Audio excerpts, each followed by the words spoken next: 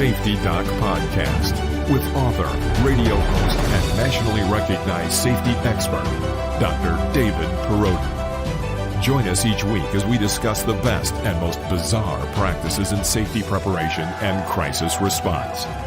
Follow Dr. Perrodin on Twitter at SafetyPhD. And remember, the truth will keep you safe.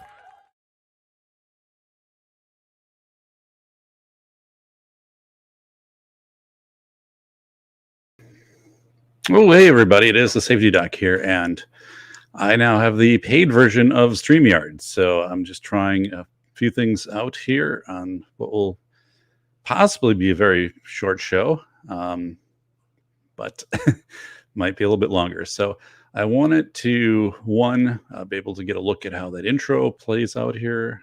I'm going to cut in my new book cover, and I should have, it's decided.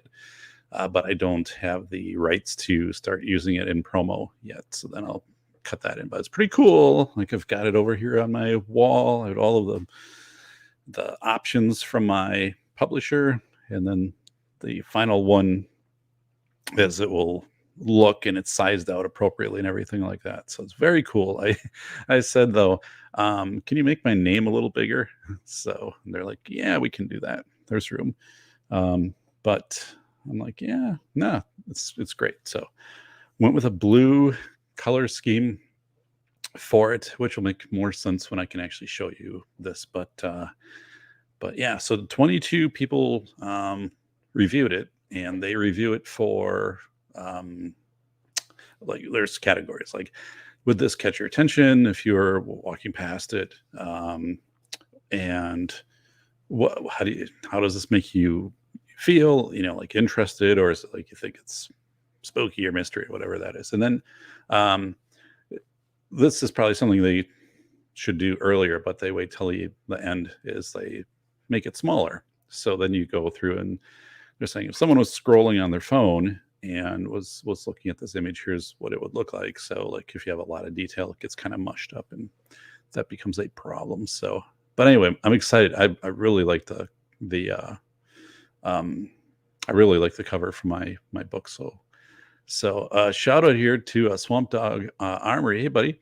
And yeah, so this I did my regular show this morning, Face Validity Fridays, and then I paid for StreamYard because they're running the special, like $86 for a year. So couldn't pass that up because I'm running out of time for one. And then like the 20 hours a month. And then what was the other? Like I didn't have the ability to do like the intros and things like that. So even like here, I'm kind of learning because I want to get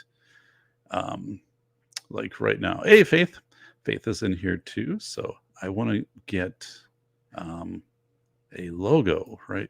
Oh, so look at that. See, so my logo comes up there. So all these things I can do now with paid version, and it has this thing. StreamYard has this slides version, so you can bring up images directly. You don't have to like outsource to a website if there's certain captures that you want. I like I said, I just got it today, and I'm just kind of doing the test drive. So yeah, this is good. But I do have something I want to talk about because in my town here in Wisconsin, they had the Christmas parade today. And it was the first Christmas parade that was held since the Waukesha massacre on Sunday.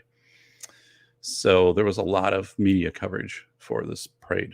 I don't know, my microphone, it doesn't impact the audio at all, but like it's not, it doesn't say level. My roadie arm here is starting to, it's all right. But so anyway, where I live, so it's a town of 10,000 and people turn out, for the parades.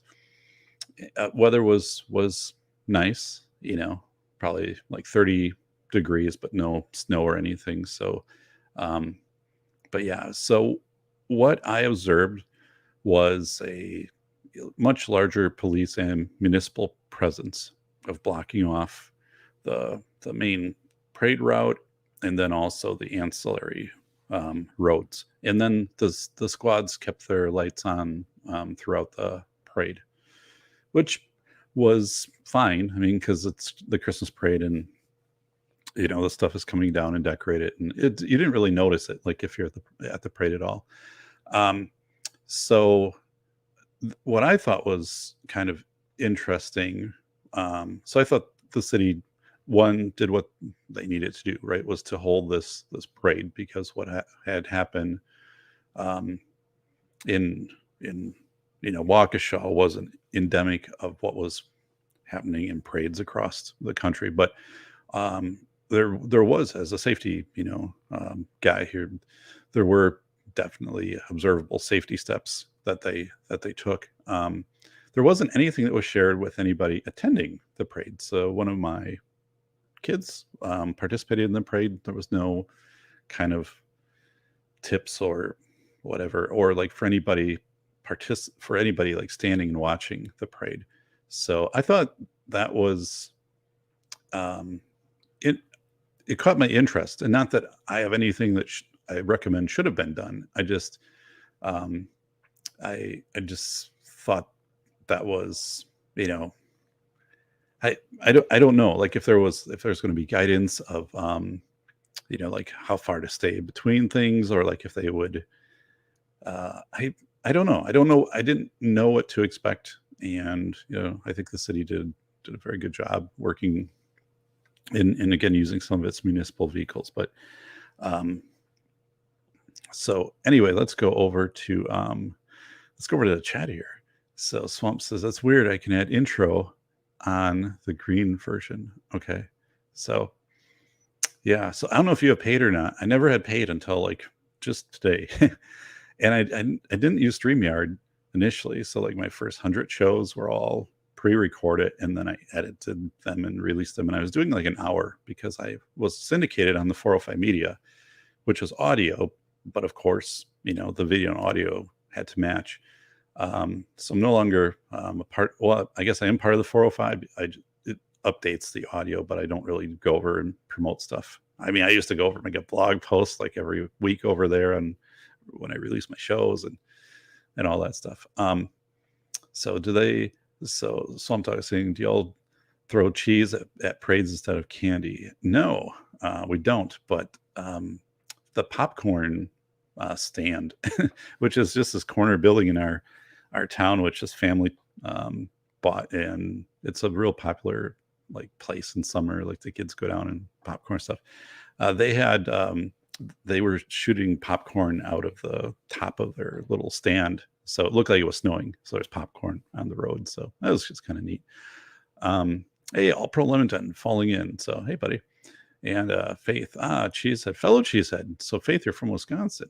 So I grew up in northern Wisconsin, where this time of year there was already 10 inches of ice on the lakes, and snow drifts. God, I remember I took my driver's test. So my birthday is in first week of November, and when I took my driver's test, when I'm 16, right?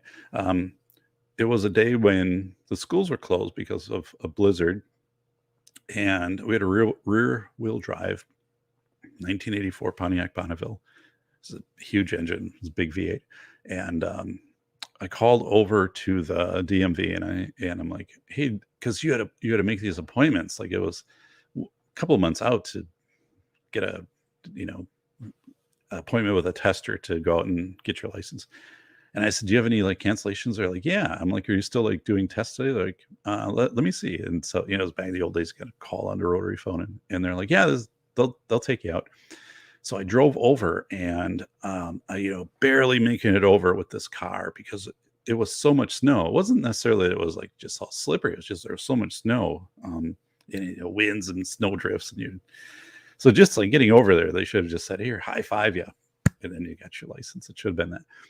But yeah, so I got over, and I got stuck like turning into the DMV. There's this big drift, so I had to like kind of rev up and fly it over with this big Pontiac Bonneville, get in the parking lot. And so anyway, this guy's assigned to do the test, right? And he's trying to get in the side of the Bonneville, and the doors froze because it was like this blizzard and sleeting, and he's like, I can't get in the vehicle. I'm like, okay. So I go over there, and then I'm like kind of kicking it from the inside, and anyway, the door opens up, And so this he gets in, and you can never do this today, right? Like the weather and stuff like that. And so we're out, and he's like, "Hey, like where do you want to, well, I think what did anyway, he's like, let's go like on the interstate, and then we'll like come down." He's telling me like the route. So I'm like, um, so when I was going onto the interstate, it was either on the on ramp or off ramp. I don't remember, but the vehicle started. Everything was then it kind of icing, and this vehicle started to turn. So as I'm in there, like we kind of do the slow 360, and then he looks at me and he's like, "Yeah, let's get off of the next exit." I'm like, "Oh man!" But he'd be like, "No, you're doing good, doing good." And then he was talking about the Packers, and back then they had Lindy Infante as a coach. So I mean, it was, back in the 80s, and he was talking about something, and so we get off, and at that point, like everything is starting to ice. So like the car, and it's before anti-lock brakes, the car is like all, and he touched the brakes, and the car is just skidding and stuff like that. So he goes, over there, like just pull over. And then he said, "Have you practiced parallel parking?" I'm like, "Yeah." Yeah, just a couple other questions. He's like, "Here's the deal. Like nobody should be out here. You know what you're doing, right? And just keep practicing. I'm going to pass you, and let's go back." So it was just this cool experience. So yeah, we get back, and he's like, "Hey, you passed." But I was out for like 10 minutes total, and whoa.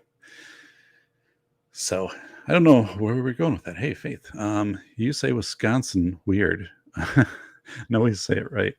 So going back to Wisconsin, so I grew up in northern Wisconsin. So yeah, so I'm in southern Wisconsin now, and there is this notable difference of climate. Like we don't have snow yet, but northern Wisconsin, where my parents live, they do have some snow.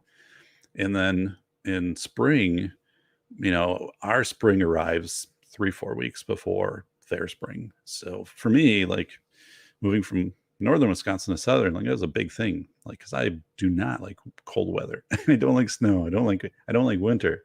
I don't like it being dark at 4 o'clock. So moving south didn't change the time of day of it gets dark, but yeah, I am glad though that we moved.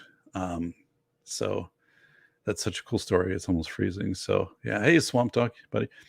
Sometime honestly, like that whole driving experience. And then I my first car. So I bought my grandfather's right after my license.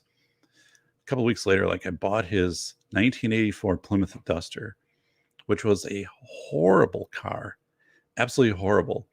You can Google like an image of one of those. It wasn't like the Duster of like the 60s 70s lore. It was like a 4-cylinder, cheaply made, bad carburetor, super lightweight vehicle. So like in winter, it would slide everywhere. I mean, it didn't have enough weight, so if you put the brakes on it, slid. If you got a little bit of a snow drift, and then the locks would freeze, and I'd have to climb through the hatch to get into the car.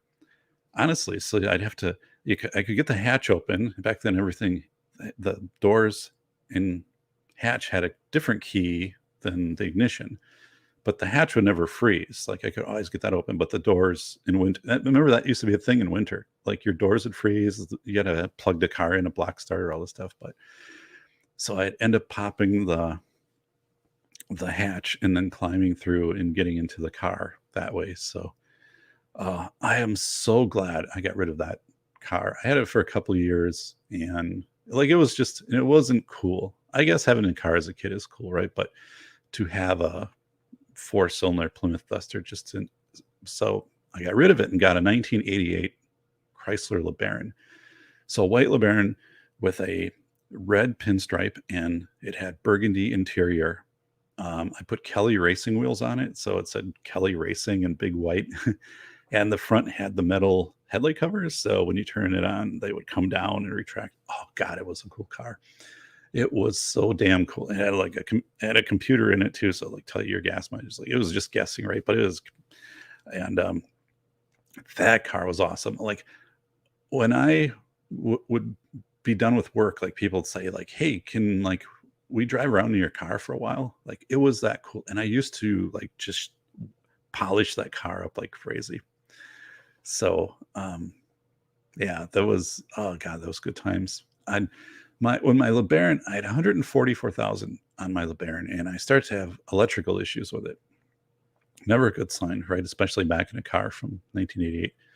So I was ready to make a full commitment to overhaul the car. So I met with this guy who like rebuilds cars, and like he ordered all of the stuff. And before I took it in, I just was like, it doesn't make sense to rebuild a 1988 LeBaron with 144,000 and still use it to drive, because like there's other things that are going to go. So I said, I'm going to change my mind on this. And then I got rid of the LeBaron for a Dodge Intrepid, which the engine blew out on the interstate. So hopefully like things get better. But anyway, I've got we have a vehicle we ordered, and we ordered it in March, and it should be here in the next 1 to 2 weeks. It could be here next week. So I've been trying to track the vehicle, and I found out today it was in Chicago, because it's traveling across the country by train. And I'm like 2 hours away from Chicago. So, but of course it has to be on a truck, and however that delivery and whatever. But I'm timing this out because I'm selling one of our vehicles, and then this one is replacing the one that we're selling. So like, I've got a buyer for this one, and I'm so kind of like, well, here's the deal. And I've got to have the other one first before I sell you this one. So, but yeah, so I'm excited about that. And also at the same time, it's kind of like, oh, like anything right now, if you have to get parts or something, I'm not looking forward to, because there's so much electronics in this new vehicle versus, the one it's replacing. Heads up display and, all of that stuff, all the sensors and 360 cameras, and versus it's replacing a vehicle that has no camera in it. So it's a pre-camera vehicle. But so anyway, yeah, I was able to find out that it was in Chicago today. So on a train. Faith, hey, your sister had a LeBaron. I love the LeBaron, Faith. It was nice. It was just cool, like to be young and to have a LeBaron. And everybody knew it, like, too. I mean, if you had a LeBaron and Mustang, things like that, I don't know. For me, like the LeBaron was a perfect fit. It was a little more, I'd say like I don't know, like a Jimmy Stewart type of like a swag type of. Although I had the racing wheels on it, like I didn't have a muscle car. The LeBaron was never meant to be a muscle car, but the LeBaron was just meant to be like a really cool, especially with that velvet or that burgundy interior. That's just rocking. Like I wish I could just drive that car for like a day, just to have it back, just for a day. It was so damn cool. But yeah, anyway, yeah, those hidden headlights and the thing Swamp Dog, right? Those were metal. So, I mean, first of all, your headlights never got cracked. It was actual glass, stuff like that. But yeah, those were, so that they would come down, and it was cool to see that. But then when they would come up too, I mean, just before, yeah, these daytime driving lights and stuff like that. But oh man, that was a good car. I had it at the right time in life. Like, to be young and to have that car was a perfect fit. I mean, like right now, it wouldn't make sense. Like right now, my vehicle is a 2017 Buick LaCrosse that I bought new, and it has a V6 310 horsepower engine. It's leather and it sits super low to the ground. And it's hard to get a V6. It's hard to get a 300 horsepower engine these days, and I don't drive it much. Like, probably put on like 6,000 miles a year, but like that, and it's a big car.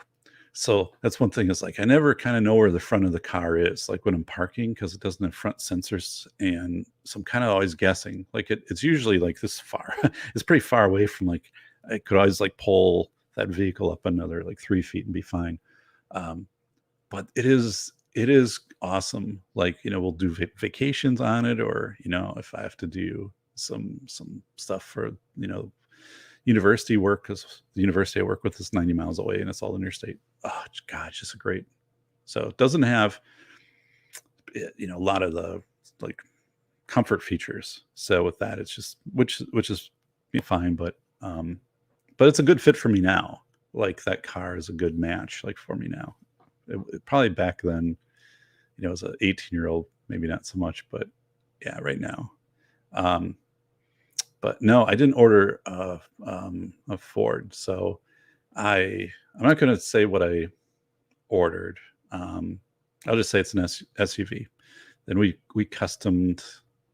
It took a while because we picked what we wanted on this SUV back, fortunately, at a time when you could do that, and things are still available.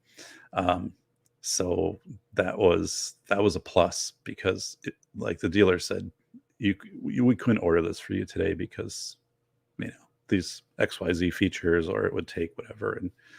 And so yeah. And actually, like, because we did it in March and locked in the price, it's less than anything comparable to it that is coming out. So that was just really good timing, to make that commitment and everything at that time. But anyway, it's a vehicle actually I will drive very little. It's my wife's vehicle, and my daughter will drive that one. So yeah, but I will keep it clean, and I always detail out all the vehicles really well in summer. So, thoughts on rooftop tents. So, wow, there's probably something I should be getting in there that I'm not. Maybe it's because I'm tired, but rooftop tents. So, congrats on that lucky time. So, hey, thanks, Swamp Dog. So, yeah, I mean, our vehicle, so it's 14 years old, is the one that it's replacing, which is still serving us well.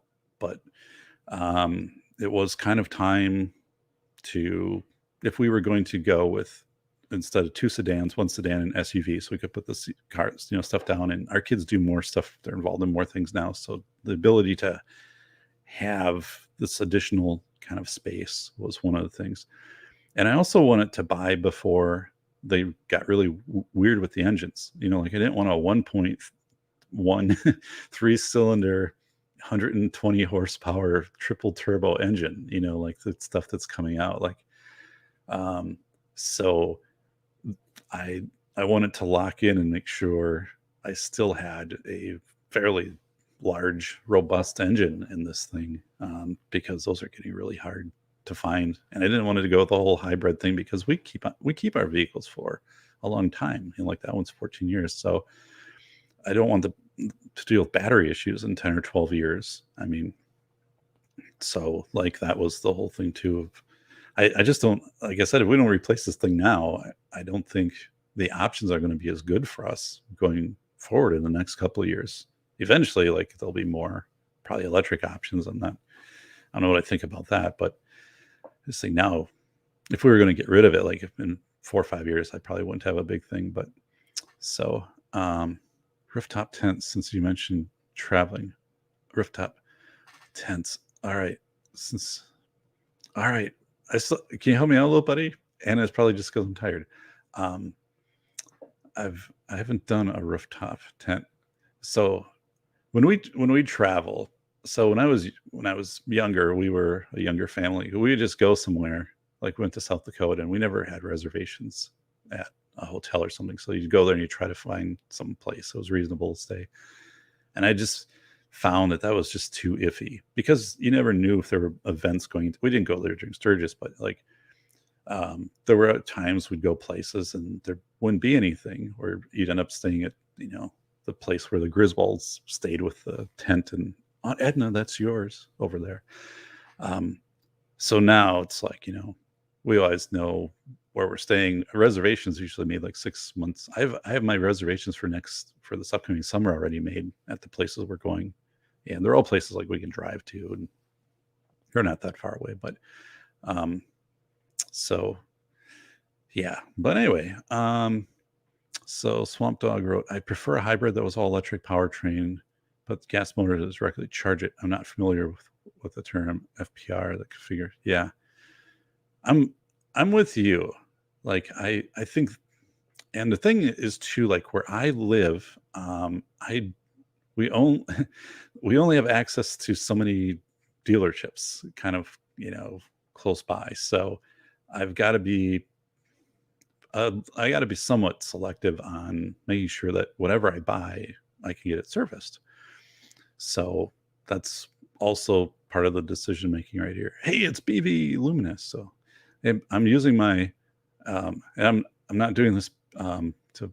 I forget to do this. So I need like a little list in front of me, like make sure I put these up. But so yeah, this is the paid version of StreamYard. So I'm getting it a try. I'm off the 20-minute or the 20-hour cap right now. I have like an intro. So it's pretty cool. So Swamp Dog was talking about rooftop tents mounted on the roof of your car. So you sleep up there? Is that a thing? Like, actually, so this vehicle has roof rails on it. But I don't know how I would get up and sleep. I could sleep inside the vehicle, but I'm not really like that. I'm kind of done with that. Like, I'm not going to be I'm not camping.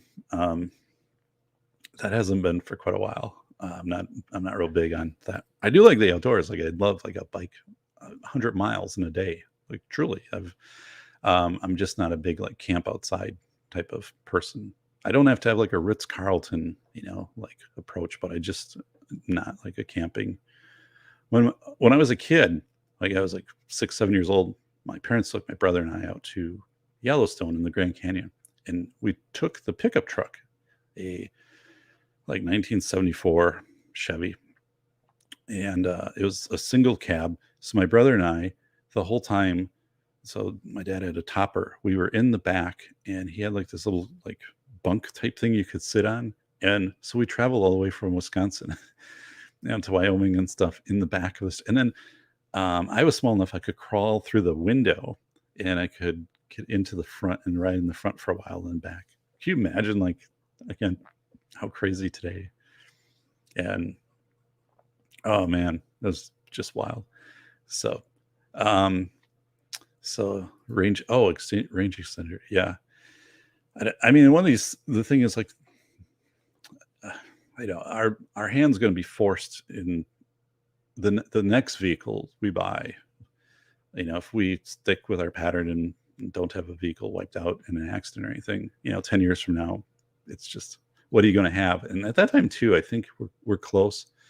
Not that I'm necessarily for this, but I think we're close to, there's the lease, but I think vehicles are going to be more subscription based. Like on my research that I've done into, trends and things like that, when I wrote the velocity of information, I kind of included it in there a little bit, but I just think in 10 years, right, you're going to lease a vehicle for maybe 2 or 3 years, then you'll just turn it back in, and part of that will always be to keep newer technology on the road. And but of course with that, right, I mean, it's everything that you do is recorded. You'd probably get some score on how you maintain. I mean, it would be brought in for maintenance. It would signal you, but I mean, if you're not driving well in the vehicle, you might have to pay more. I don't know. I think this whole personal ownership of vehicles, in 10 years, you're going to see that start to go away.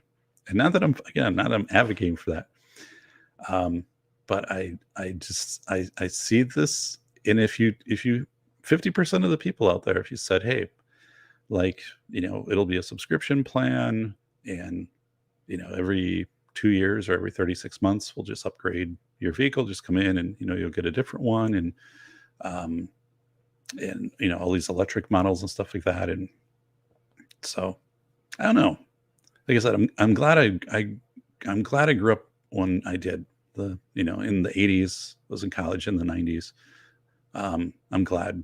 And I used to coach boys basketball, and I coached before the age of cell phones. And that was awesome because you didn't have kids running over to their bag to check a phone. There was a payphone outside of the gym. And when practice was done, some of the players would put in the quarter and they call home and say, "Hey, like pick me up." Or um, it was, man, I mean, to not have those distractions, right? To play a game coming back on a bus or stuff like that. And not, I mean, people, I think, like people were really invested back then, like players and things like that, where now it's just like something you kind of do. And I also like that it was very distinct when it was basketball season. And then when that was done, you had like spring, like baseball or track. And now like you just kind of have these ongoing athletes and training and stuff. And I don't think you have the break that you kind of need. But anyway, I still have one of the trophies over there from when we won league, and then we won a big tournament. So when the team won it, but it was cool. Like I was young when I was coaching. So yeah, believe it or not. So BB is saying, I use a bed in my cab. Hell nice. Yeah, if I had a truck, I mean, I'd probably do that. So looking over those tents you can deploy in your vehicle, I would rather get my own system built for a canvas tarp. I knew somebody who bought like a Subaru Outback and then bought the kit that turned the back into a tent. So I don't know. I wasn't, again, kind of not my thing, but I guess, yeah, that would be so many violations today. So yeah, holy smokes. I'm still thinking about what was it, October 24th. God, just over a month ago. So it was 74 degrees and I did a bike trek, a longer one. And that's the day like I went out on that Civil Conservation Corps dam that's no longer maintained, the obsolete dam. And I had my bike shoes on. And the thing with bike shoes is bike shoes are flat and they don't have grip. And they also don't have cushioning because you want your energy to go right to the pedals. And when you're like walking on the top of a dam that narrows down to like, I don't know, 14 inches or whatever. And, it's slippery. I mean, you got to really pay attention to what the hell you're doing. And I was like, holy smokes. So I wanted to check out that dam, that Civil Conservation, because it's built by the CCC. I studied up before I went there. I didn't go specifically to see the dam. I had always biked past it, but there was a hard freeze. So like all of the grass and stuff around where you'd access it died, and there's no fence, there's no signs saying stay off or anything like that. There's no trespassing. And yeah, so I had to make these, and I'm kind of checking out. I'm like, my balance is okay, but it's like when you go from biking then to right off and onto a dam, it's a whole different set of balance you're using. So I don't know. So I'll own my stuff or they can come to me. So yeah, I'm hoping to own my vehicles for as long as I can. And, like my my gas power lawnmower and my gas power leaf blower and all of those. Because who knows? There was a thing here in Wisconsin like a year ago where I'm close to the I'm an hour away from the state capitol, but it's one county over, and they were talking about, like we should ban fireplaces, like wood fireplaces in the county or Madison or whatever. But that started to get some momentum, but with some groups. And well, I heat my house with wood, so for me, and I live in the city, right? So that would be a big problem. And but anyway, it never came to be. But I was talking to like the place that rebuilt our chimney and stuff like that. And they're like, yeah, we're watching it. Like, Swamp rotary engine forever. What was it? The Wankel engine? Was that Mazda? I think I test drove one of those. It wasn't new. It was used, and it was way fast. It was like out in the country, and yeah, on like a gravel road. And I knew, like, when I was driving, I'm like, whoa, like I've got this thing going too fast. Like I just don't know this vehicle. It's like a small little race car. I'm very close to ditching the smartphone, all pro limited. So, um, yeah, so get this, I upgraded my smartphone a week ago. So I I went to a bigger phone, um, because I it's prime. I mean, part of it is, the typing, and the phone is also like our camera. Like, we don't have a digital camera anymore, or any film type camera for anything. We used to always bring that along on vacation, but yeah, I upgraded a week ago, and then so um, more battery life and whatever. But it's obviously right. Like, all of the phones are tracked. Like, whether I don't think about it. I, like, I think I wrote this in Philosophy of Information. Well, yeah, I know what I wrote in the book, but there was an app around last, this is October, like 2020. You probably, I mean, some of you might have it on your phone right now, and it was a coronavirus tracking app for Bluetooth. Like, if somebody was around you within, I don't know, 5 feet for 15 minutes, you'd get notified that it was a close contact. And it got downloaded to Apple iPhones and through the Androids. And to activate it, you had to go and download a companion app. But, like, it's interesting because if you went in your phone and did app and you typed it in now, some of you will find that that app is there. It was just done as part of a firmware. But no, the thing is always pinging in tower, right? So, and it's like, and the same thing with vehicles. Like, the vehicle always pings it. Like today, I said, "Where's the vehicle?" So I called the company. I didn't call the dealer, and I said, "Can you ping the thing? Can you ping the vehicle and tell me where it is?" Because, you know, and actually, I thought, like, they were going to be like, "Well, no," because, if somebody calls, like, I wonder if they ever have people try to intercept their vehicle, like, en route. Like, I'll drive to Sioux Falls. Just get off the train for me. Like, I don't know. But I just said, listen, I'm not trying to get the vehicle. I'm not. I need to know this for timing, because I need to know the logistics of where is this thing.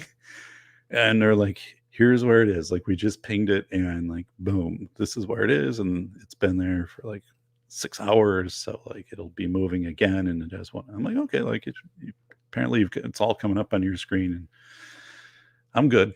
But yeah, I mean, the thing is, you have to try to make yourself so you.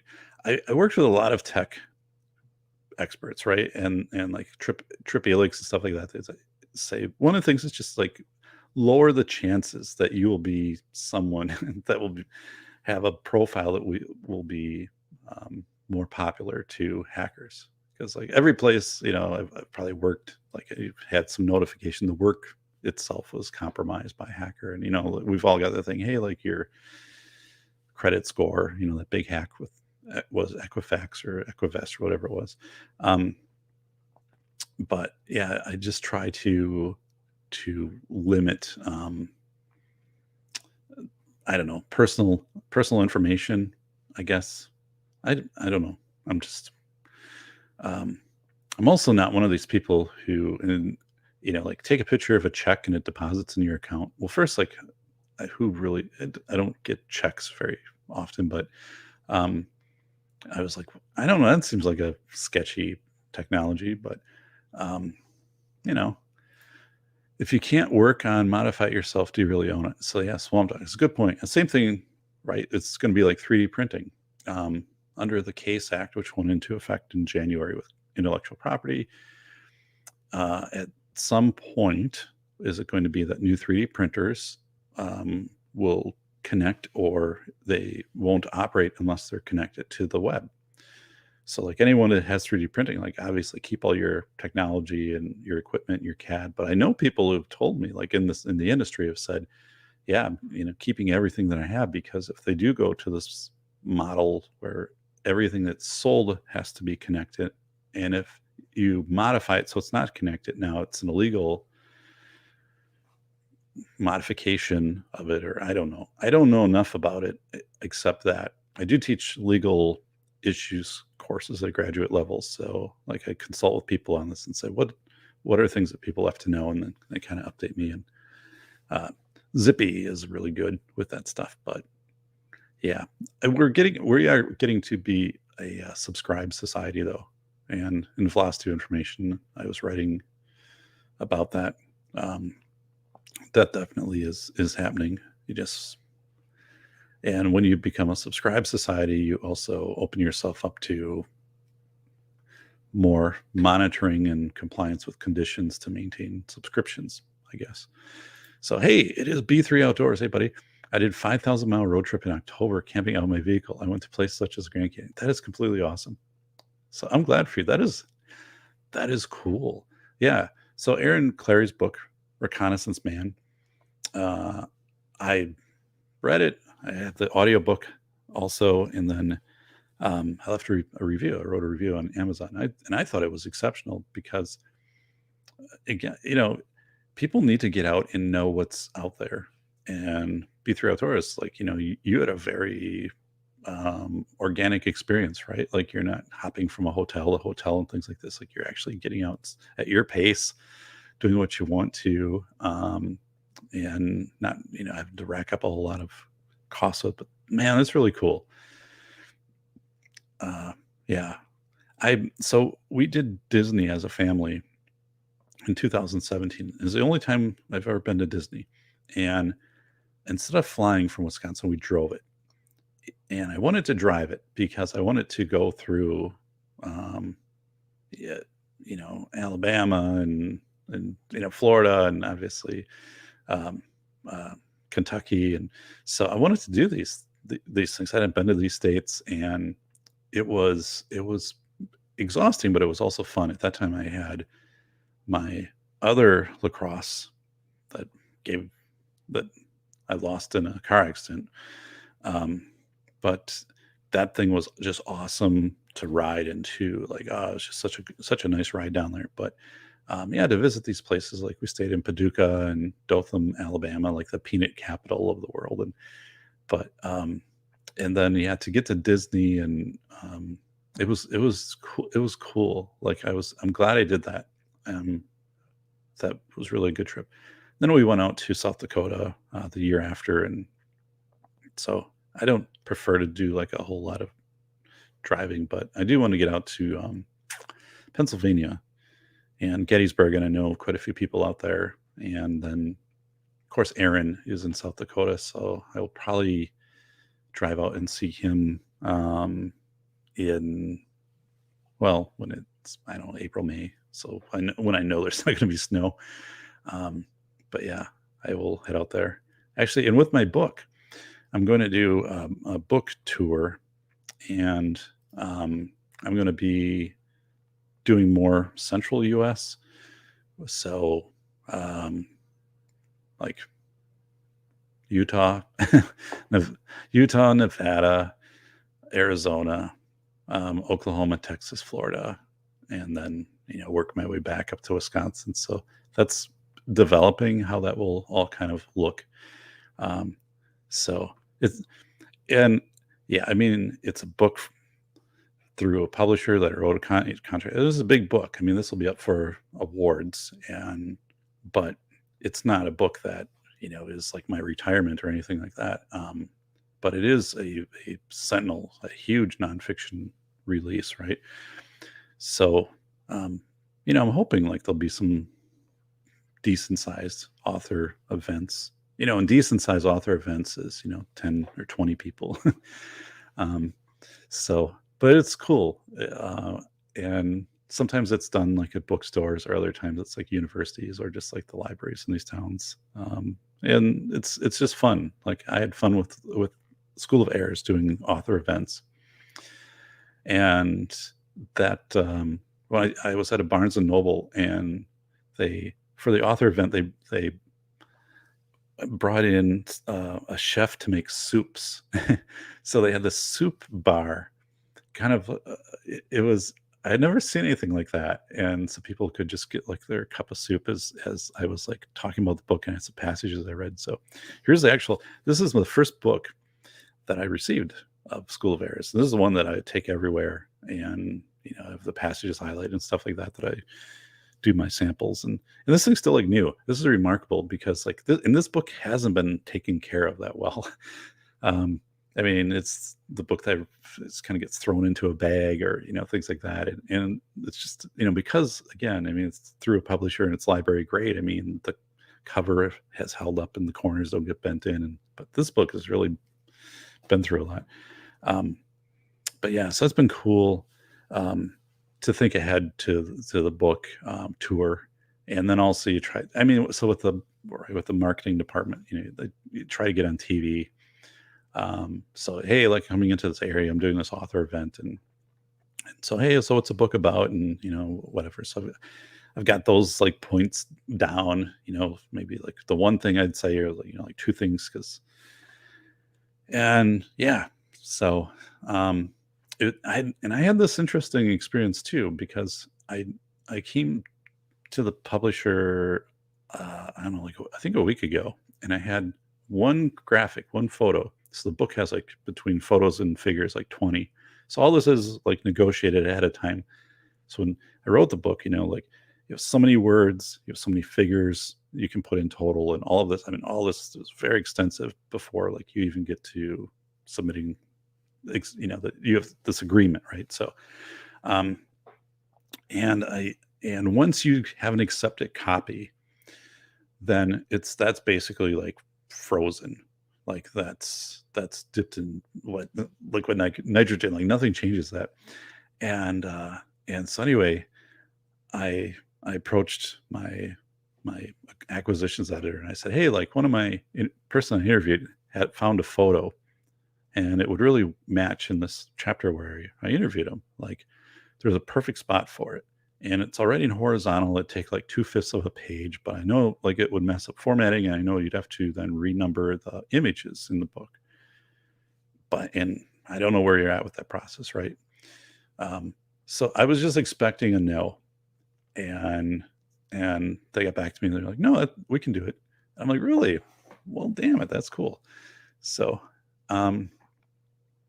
let's look over here. Ban wood stoves. They must be crazy. Yeah, I'm nervous about that. So I'm okay though. And by the time I'm out of here, so I don't know what the generations will be like, 4-5 decades down the road. But Mazda, yeah, the Wankel. So All Pro Lemonton. I feel like going back to 2000s tech for a bit. Curious to see how I would adjust.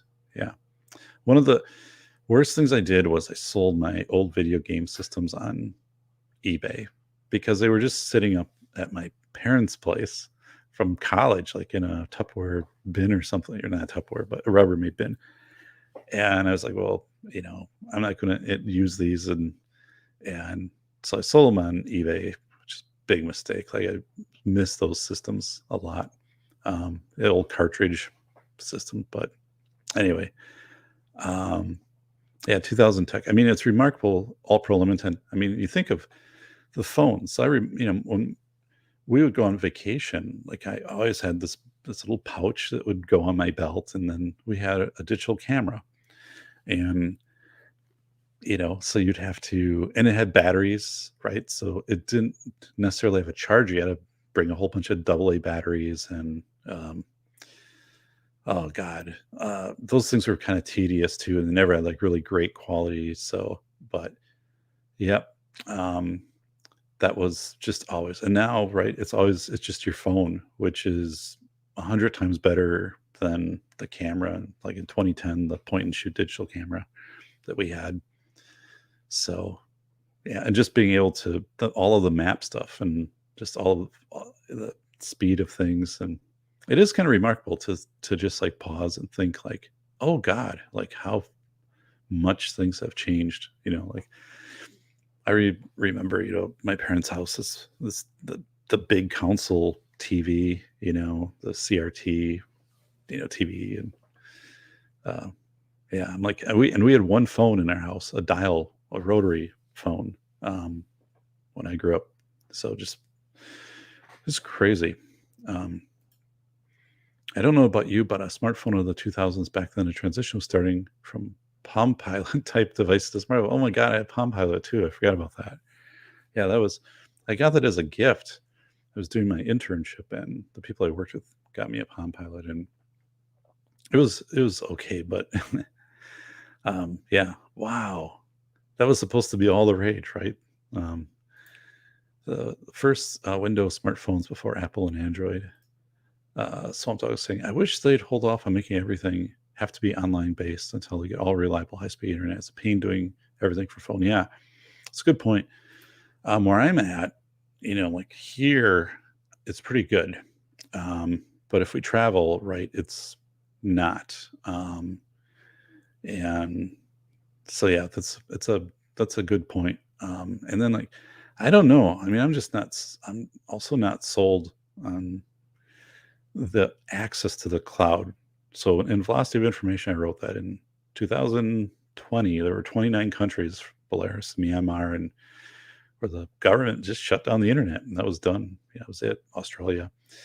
And, could you, I mean, what do you do if a ton of your stuff is cloud based or even like your programs and all of that become cloud based? So I changed my Google Drive, which I only use to store podcast stuff and not rendered video and audio because that takes up too much space. But like, if my graphics or show notes or things like that, so I can kind of work across. I can, work on the phone or different devices to do like blog posts and things. And my university stuff, because I'm at the university, I don't want to save on their drive because I might, I'm retired. Like I might not be there in a year. I don't want to have all this stuff stored on a drive that is proprietary. So, yeah, I can log in and pull any of the course stuff that I need. But now there's usually this companion, this Moodle that goes always hand in hand with the face-to-face. So I just park it there for students. And then I don't put photos on Google Drive, and I don't know. I don't know what the hell's really on there right now. I have to go back and check. I mean, there's nothing on there that's like identifying, type of information. But I just want to go through though and pull more of that stuff off of there. I don't feel comfortable with having a lot of stuff in any cloud system. And one of my friends is like a big tech guy with a Dell was telling me, he's like, yeah, I don't put anything on the cloud, like zero. He said, I do have like a second, like a server, like at home that I access wherever I'm at. So it's kind of like a drive. He knows all the stuff, right? I don't know any of it, but yeah. And so anyway, I suppose I could kind of do that. Like I don't know. I'm not going to. Swamp Dog said, yeah. Oh my God, sorry, buddy. Y'all be, I gotta get to work early. Okay, Swamp Dog, thanks, buddy. Yeah, sometime we need to, thanks for the thumbs up. I've seen your show. Appreciate your show and your work, and yeah, I'd like to have you on. So I've just restarted my show kind of recently. So I'm doing episode 160 on Monday night. So my slots are Monday night for the shows where we do the blog and all that. And then Friday is Face Validity, which is just shorter in the morning. But so I do audio that's rendered and then leveled. So like if you're downloading and listening in a car or something, like it's going to be good audio. So even like if this is so audio, like I would run this through and level it and all of that. So like if it's a podcast, it'd be leveled. And then I do a blog post. So like professionally, for what I need it to do, like get a larger footprint for me out there, especially for book stuff and media stuff and my PBS presentations and all that. Like my publisher said to me, you look good in an internet search. And it's true. Like in an internet search of me, PBS presentations pop up, blog posts pop up, all those things. So like, there's a lot of that. But I was starting to get, when I did the book, there were a few things. One is I didn't want to be doing shows, and the book, it took all of my time. Like, it really was pounding away at getting the book done and submitted on time, so it would release in April and be still relevant to kind of what's happening. And the other part is, um, you got to be careful what you talk about and what you're presenting and things like that in the process before the book is far down the road, because it could not, your positions and stuff could not align with what the book is portraying, I guess. So I needed to go kind of offline for like 7-8 months after like all of these 150 shows, but now I'm back kind of, and I like it. And I actually have fun rendering shows. When I go back in and actually do a show like a premiere I did, the last one, where I can put in little graphics and stuff like that, and I like that. That's kind of fun. So, all right. Hey, thanks. Yeah, so I'm talking. Thanks for the thumbs up. So let me know if you pass through Mississippi. So, buddy, if that's where you're at. So I will. I will. And the thing is, I'm going to make the book tour also, where I'm going to meet up with friends, right? So some of you that I know, for example, like Rob says, right? So Rob is in Salt Lake. So I will meet Rob on my way through there, and Bull Rush when I get into Texas, and probably Joe from Old Humble Distillery, and so I do have people that I've talked to and said, hey, like, when I plan this trip and swing through, like, I'm going to let you know, and because hey, I want to meet you, like, I know you online and stuff like that. But so yeah, Mississippi be great. I don't know if I've been to Mississippi, so I don't know, but it'd be cool. What's a good business idea? I think giving advice, like somebody we know. What is a good business idea? I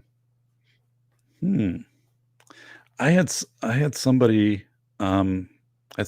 contact me and wanted to be okay. So they are a life coach. This is like 2 years ago, and they contacted me, and they live within driving distance of me, right?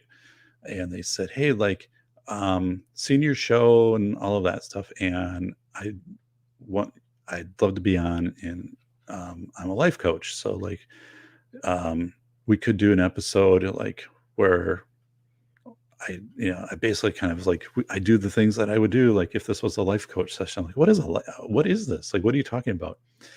And it was and I eventually, like, oh, we spend a day and we talk about what your goals are, and it's kind of like over coffee. And so this person was trying to gather like some, I think, endorsement and video like for their stuff, and then I was kind of adding credit to that, right, with the show and maybe my credentials and stuff. I don't know, but and I mean, it wasn't disrespectful, but I was just like, I don't know what this is. Even after you've explained it to me, I really don't know what you're telling, what this life coach job is, other than just kind of affirming people to keep trying in life or whatever. And I'm like, I'm not going to promote your business, and I'm not looking personally to pair up with a life coach in this process of the safety doc thing. And I also had somebody that I know, so, and it's not anybody in my YouTube community. It's not anybody in the safety doc community, but who was trying to have me hire them as a social media influencer. And I was like, I'm good. Like, I'm not aiming I'm aiming to get 1,000 subs. So like, I see I have 704. So thank you for subscribing, but it's not my goal here. I'd like to get more fans. Not fans, but subscribers. I like the content. I like when people post down in the comments, and I can add to that.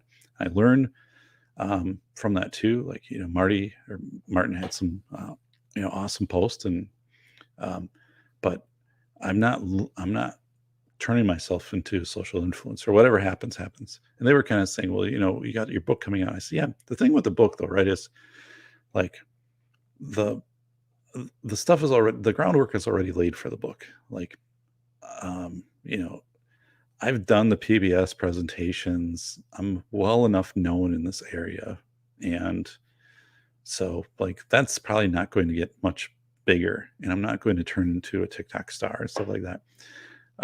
And again, I have a marketing department with a publisher, like that they take care of things, and so anything there would be kind of actually corny if it's not authentic to go into some, now should I have maybe a Facebook page? Yeah. And even like the publishers brought that up and said, a professional page for the safety doc, and then like to put the books on there. So as I'm not a big fan of doing that because I don't have Facebook. But yeah, I mean, and people have said that for the books, like, so I'll probably do that. But I'm not going to be like going and posting a lot. Right. It's however that gets done. Maybe somebody can walk me through that or whatever. But I know you have to have a personal account and then a business account. The personal account, you can just kind of like freeze, like, you don't have to do much on it. And then, but anyway, I have LinkedIn, and that to me is a waste. But it's a resume though. Like that is, it's the professional side of everything there on LinkedIn. So I guess it's not a waste, but I only post, some limited information on there, like my bio and a condensed version, and then like my last degree. But I don't like post like here's every job I've ever had and all this stuff. I'm like, people need to know that. Like my credentials are out there, right? So I'm not looking for a job, and I'm not going to go overboard on this stuff. But yeah, it's funny because LinkedIn definitely it's just a resume. But I guess I've made some pretty good connections on LinkedIn. I mean, people have connected and have found my stuff. So there's a guy with my name, but his middle initial is D, and he is in France, and people think that I'm him sometimes because they do a search. So then they email, and they'll email me from France. So it'll be like in French, and then I'll have it translated, and then I could be like, oh, like you're trying to get this other guy. So it happens enough where I have his email address. So I'm like, here's a guy you're trying to get a hold of, but he's a professor. He's also kind of in similar field. Like I'm more, into chaos and law, and he's more kind of into educational research, but I mean, close enough. And we're both on Google Scholar. So actually, like I said, the guy makes me look good because he really does a ton of quality work. He's more of a researcher. But yeah, so if you're trying to find him, you could easily, like, my name could just come up and you'd be, oh yeah, like this is probably the guy. So, but yeah, I just had to do that like 2 days ago, and I think I have a standard email saved as a draft. I do.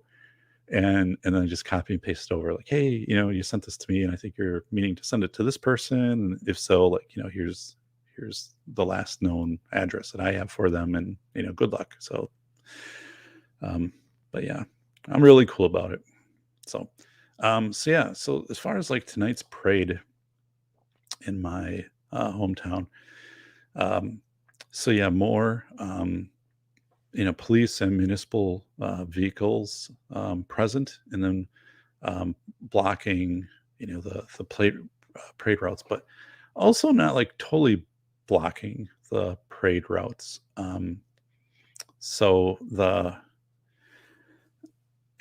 fire engines were usually first, and this year they were last. So I think that was by design. And my guess on kind of watching the way that the fire engines came through is that, for example, if you would have had some copycat type thing happen, um, that with the fire engines, you'd be able to maneuver these big vehicles to basically block off the back of the parade pretty quickly, right? If you were radioed in from police or something. Um, so I think that's why that was done. I was talking to an FBI. Anyway, someone who had served in the FBI for a number of years, and after the Sunday massacre in Waukesha, and we were talking, and he was talking about the physical environment of just how things will change with parades, physical environment, and he was talking about where he thought the fire trucks would all be moved to the back, or at least like depending upon how many fire departments or stuff, but like they would always be there.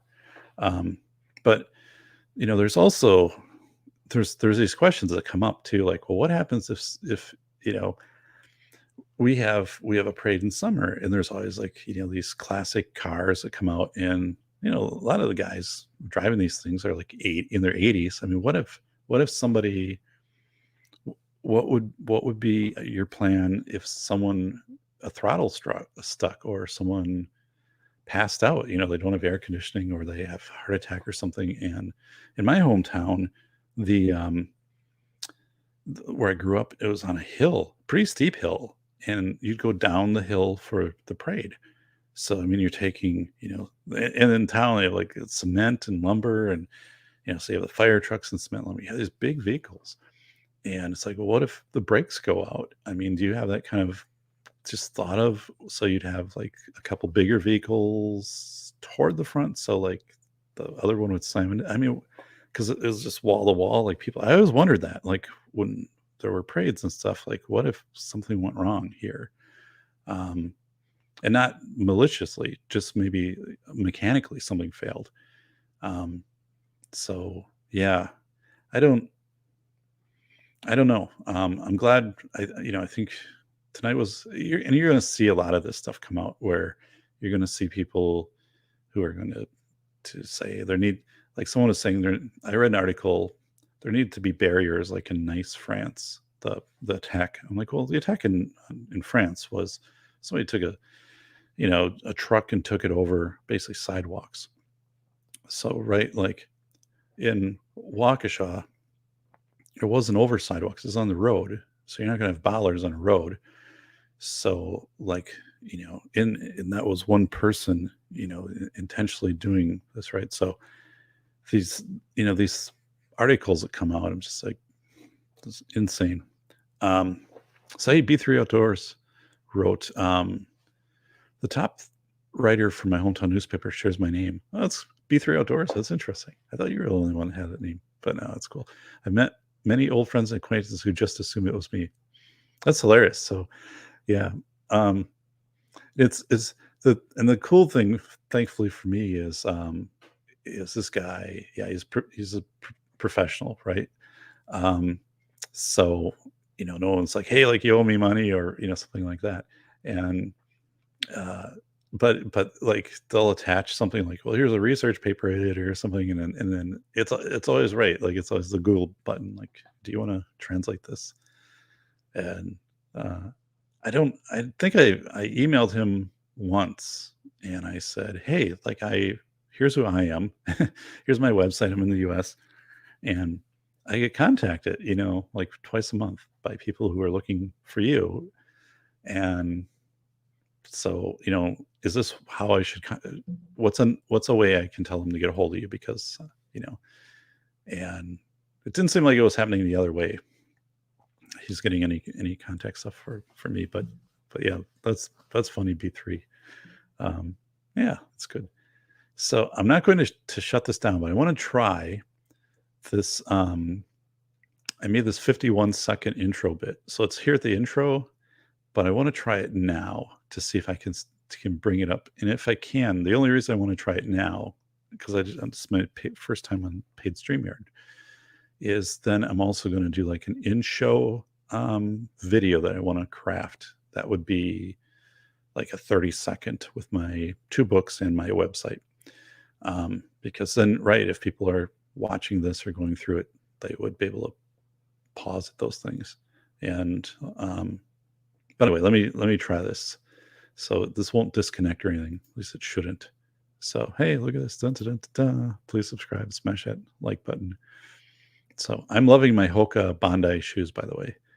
I never knew that brand existed, and they are the most comfortable. Bondi 7s are the most comfortable shoes in the world. They're just awesome. So right out of the box, 12 double E's. So they're good. So let's do this. Okay. All right, here we go.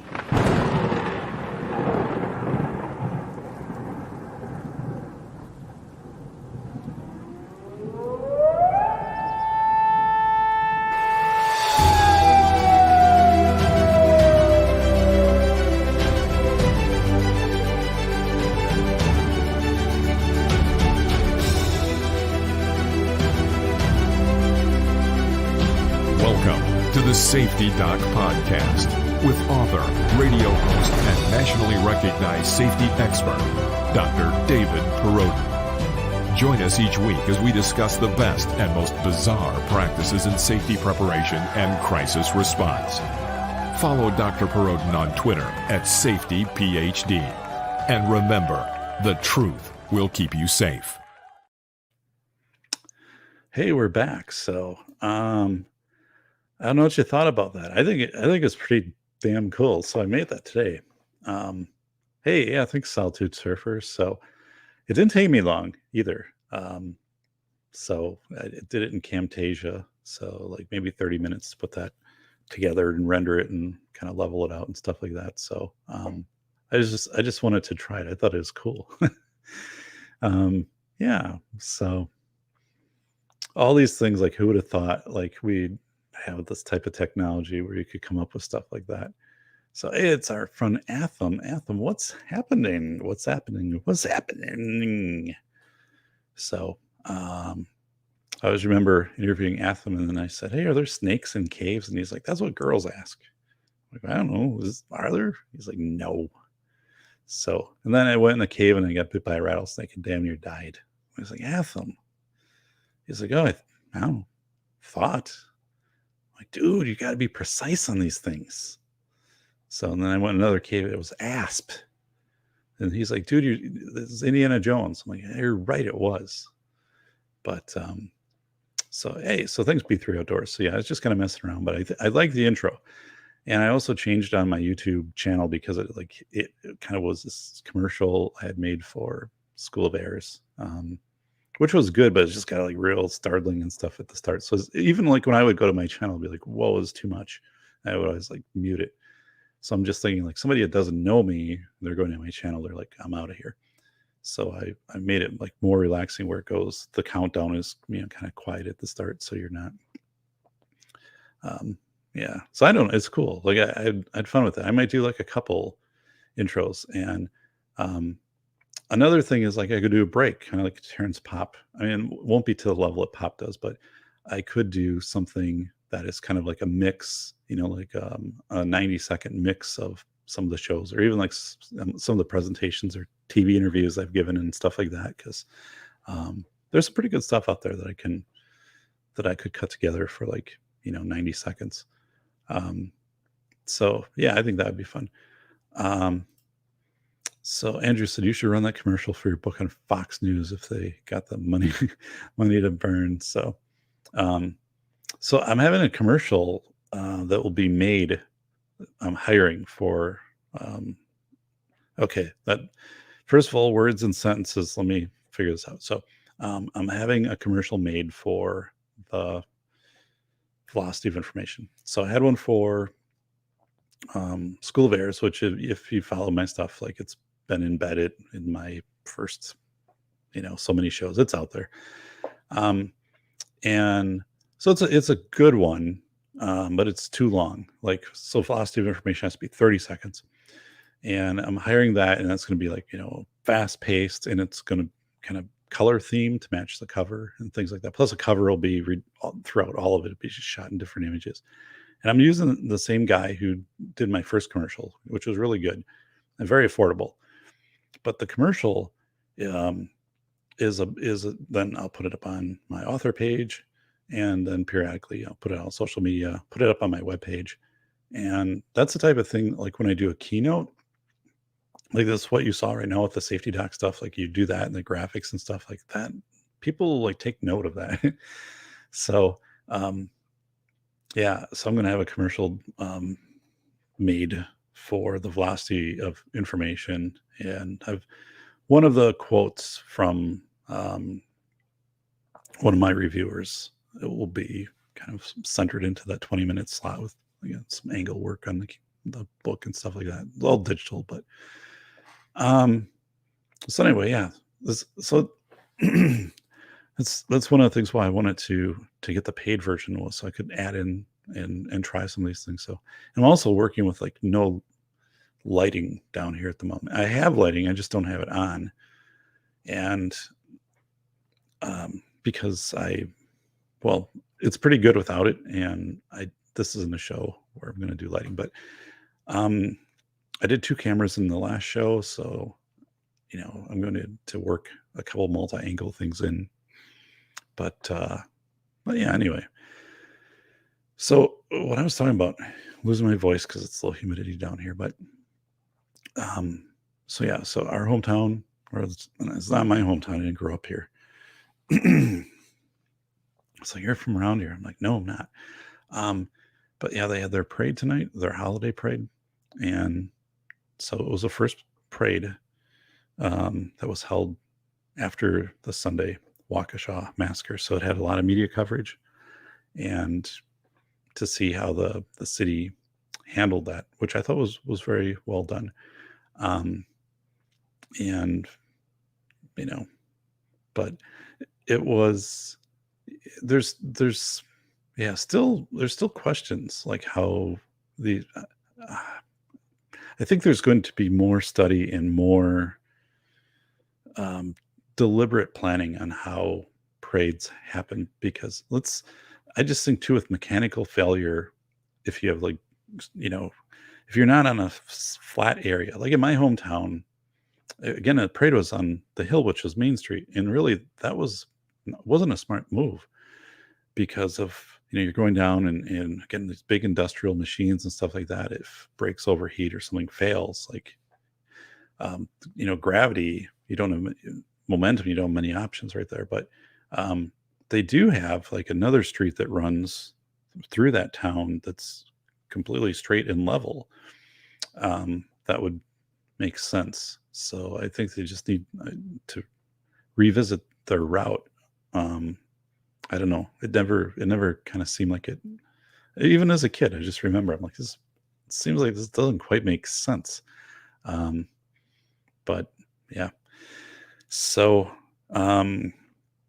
what I am doing is Monday. I have a show on Monday, and I think I can bring up let's try this here in the moment. So video clip overlay. That's an overlay. Here's a logo. Here's a background. So I'm going to add a background. And what I'm going to do is bring up my title for Monday and my artwork for it. So it's a little bit eclectic, the system I've got going on here, but show 160. Let's see if this works. Okay, so here, let's try it. What the hell? Oh, because it's background. Okay, well that didn't work. What if I do? No, okay. All right, well, anyway, so I learned something. I was trying to show my background. I don't know if I have to pull myself out of this layout, but then I don't think I would be here for audio. So, I'll have to mess with this a little bit. But anyway, I have a show on Monday. It's Why Words Matter. I already have the blog post written for it. And I'm going to go through on that show um, how during a crisis, a chaos event, a tragedy, an attack, um, anything of that nature, how it should be communicated, right?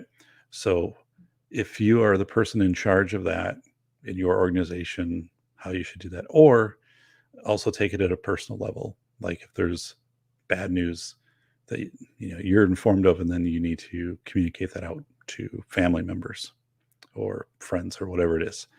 There are very specific and effective ways to do that, and also very um, uh, defined ways that make that convoluted and cumbersome. And um, so, yeah, I'm looking forward to that, because I think in some of the high profile court cases, and then also attacks, there has been very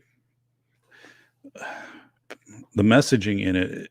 People are talking way too much about themselves, like in the initial messaging of what's happening out, like saying, oh, like, I thought about this a long time, and this is how this affects me, and things like that.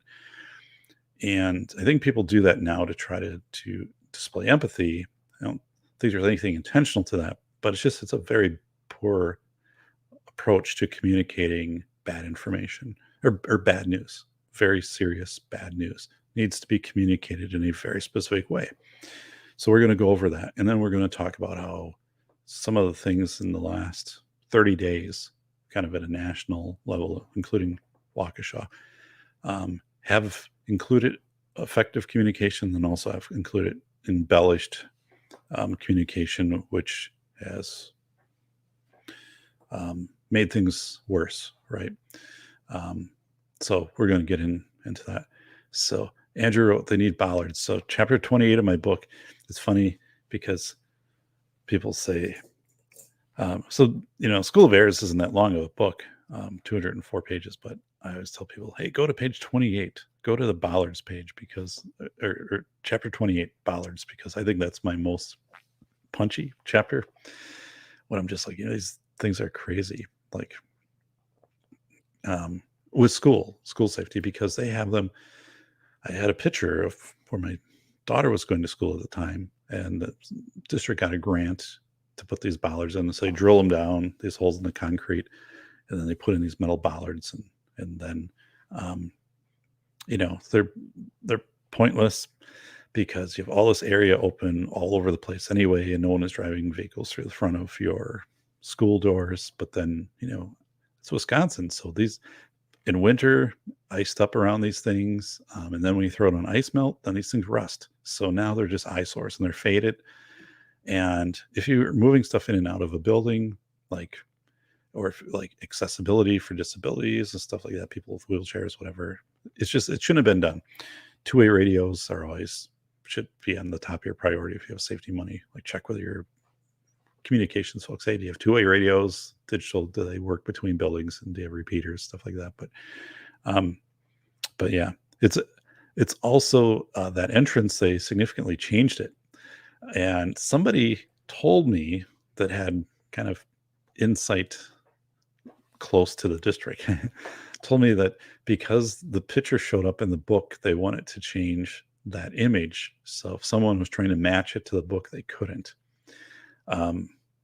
So whether that's true or not, I don't know, but they did significantly change the landscaping around the front of that building. Not that there was anything in there that was compromising their security at all in that image, but it was just pointing out these bollards, because I'm like, here they are. So, that became this international book, and I don't think they appreciate it that they were highlighted in that way. But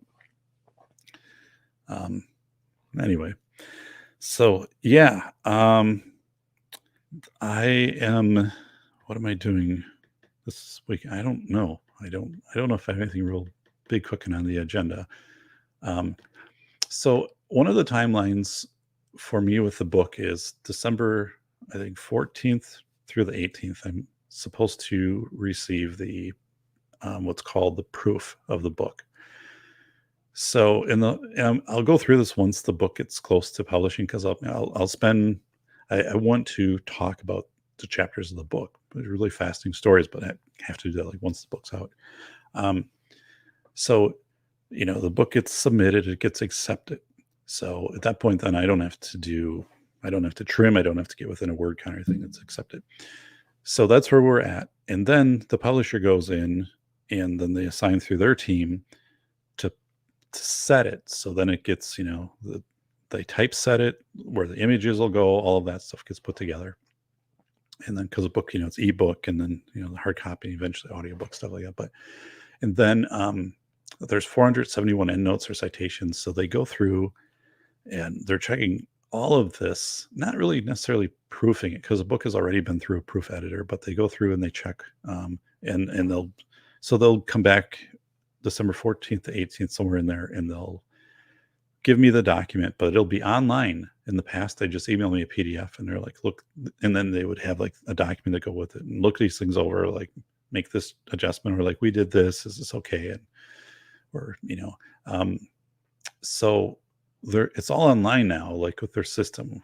So be this interesting experience. I don't know how that will all work, but once I get it, on December 20th, I have to have everything in done. So once they have their once I look at everything and all this stuff, hey, it's John Steele from the state of Washington, John Steele. So, hey, buddy. So they talked to me and they said, yeah, we know this falls over the Christmas.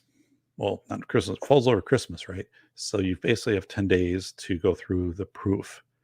So that's pretty intense, because, you're going again line by line. And I don't know what this book will look like until I see the proof. I don't know how they decided to lay it out. Like, one of the things, they contacted me after I submitted it, and they said, we want to change, or keep all your chapters, right? But we want to change it to like, I had 7 themes, and then I had chapters, and they said, let's just make the 7 themes into chapters, and we'll make the other parts into sub chapters. It'll be more appealing to the reader. Plus, like, you can keep a dense table of contents. So if someone is like, velocity of information, like human thinking times, I want to learn about that. They pick it up, and if they read through the table of contents, it's pretty descriptive. Like, you'll have a idea pretty clearly of where the book's going to go. So those kind of things. But so I've this timeline is pretty intense, because they're working with their marketing campaign, all this other stuff goes into it, and I want a second proof, and we're not on the same page with that. They're saying, no, once we get done with the first proof, like, because the book wasn't really, really good. It was really thoroughly refined when they got it. Like, it went through a citations editor, and already through a proofer and stuff like that. But I'm like, no, man, I have to see that book after it goes through, how you proofed it and anything that gets reset, because once that's approved and out there, I mean, that's forever. Like, the book already has an ISBN number. So it's kind of like laying the keel. It's like a VIN number on a car. So like, when they struck the ISBN, it's a big thing. Like, they let me know, hey, like, we got an ISBN number.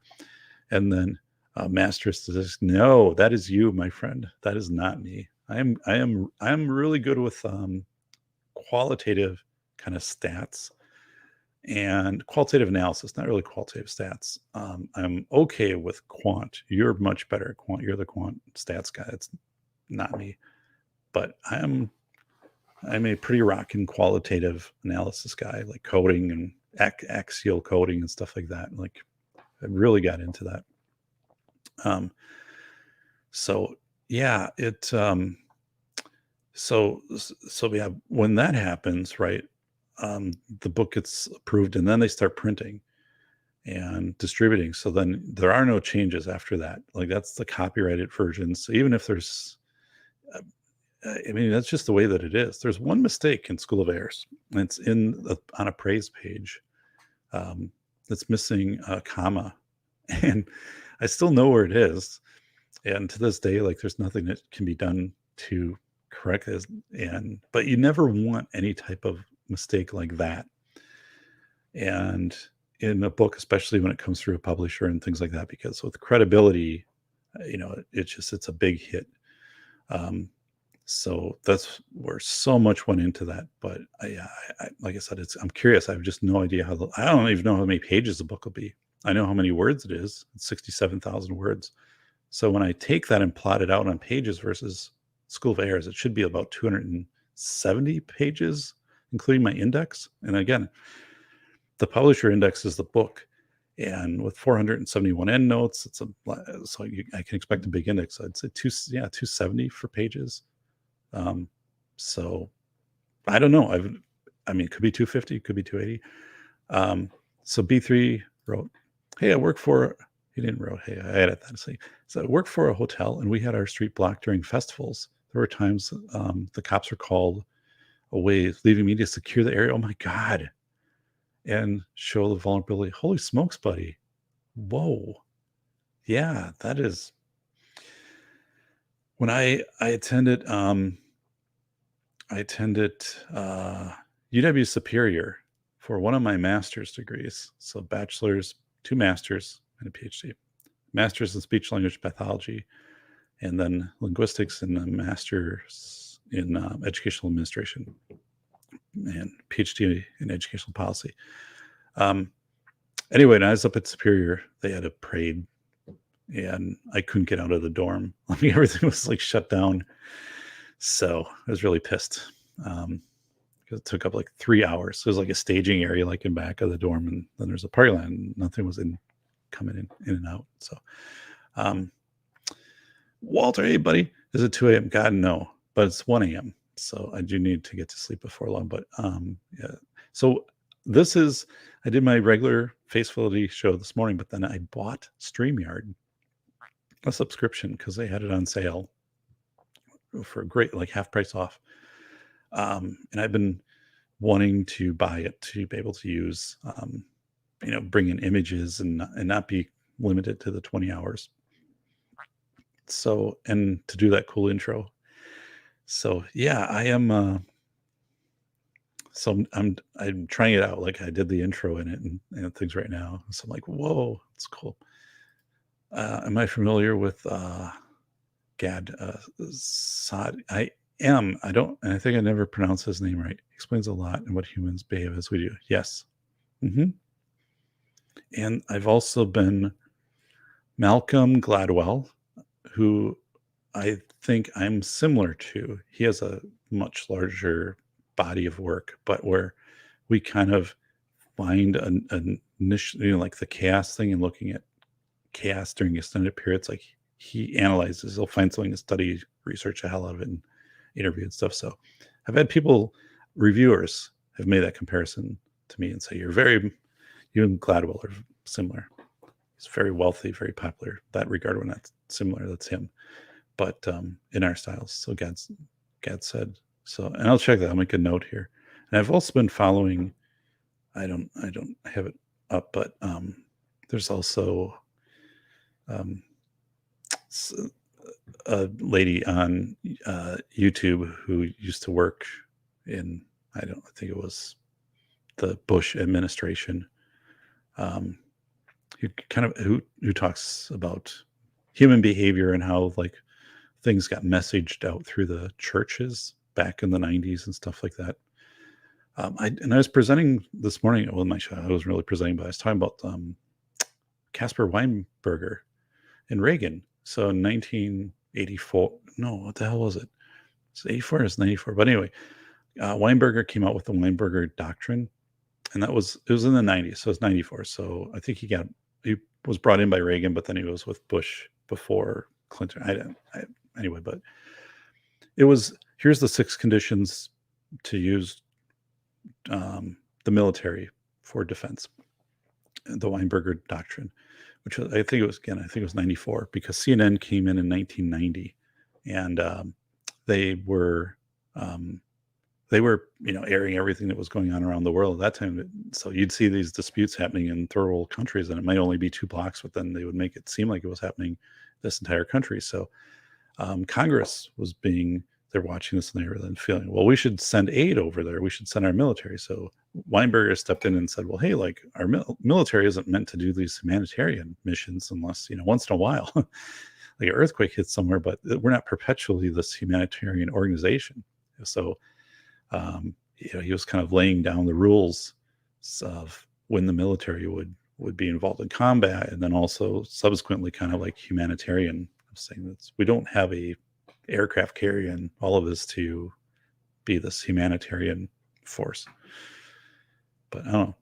People don't really hear about the Weinberger doctrine. I don't know what it looks like today, or if they go by that. Probably not. Evolutionary. So I trust you, John, though. I mean, you know this stuff. And John Steele, in my book, I have what I identify as not necessarily phases of chaos, but states of chaos. Like, you don't have to necessarily go through one to get to the other. And most people say chaos is either present or not. And so I had these concepts, but then I didn't have examples. So I asked John, I said, hey, can we talk sometime? Because he's just, he knows the history, right? And he just is really in tune to kind of worldly events over time. And so I'm like, I need like an example for this. And he's like, boom, like right here, like France, 2003, and like, boom, like here, like New York City, this, and it was like, everything came together that night. And then like, I was able to go the next day and complete those chapters. So, and I knew like instantly, I'm like, you're thinking like, who can help me with this? And just boom, John Steele, boom, John Steele. Awesome. Hey, thanks, Walter. And Secretary of Defense, Caspar Weinberger. Yep. The Weinberger Doctrine. So it's interesting to read how that came about, because of that was in School of Airs when I learned about that. And because I was writing about how in 1990 CNN, was changing coverage and this new 24-hour coverage, but then this real pressure started to emerge from Congress onto the president and I guess the Pentagon to switch the military's, or redefine the military's role as partial humanitarian. And Casper's like, hey, we're not doing that. So 84, thanks, Andrew. So it was 1984. Okay, it was under Reagan. What the hell was I thinking? So I think I had it right this morning. So 1984, yeah, under Reagan, Caspar Weinberger, the doctrine. So maybe CNN was 1980. You know what? I think CNN started in 1980.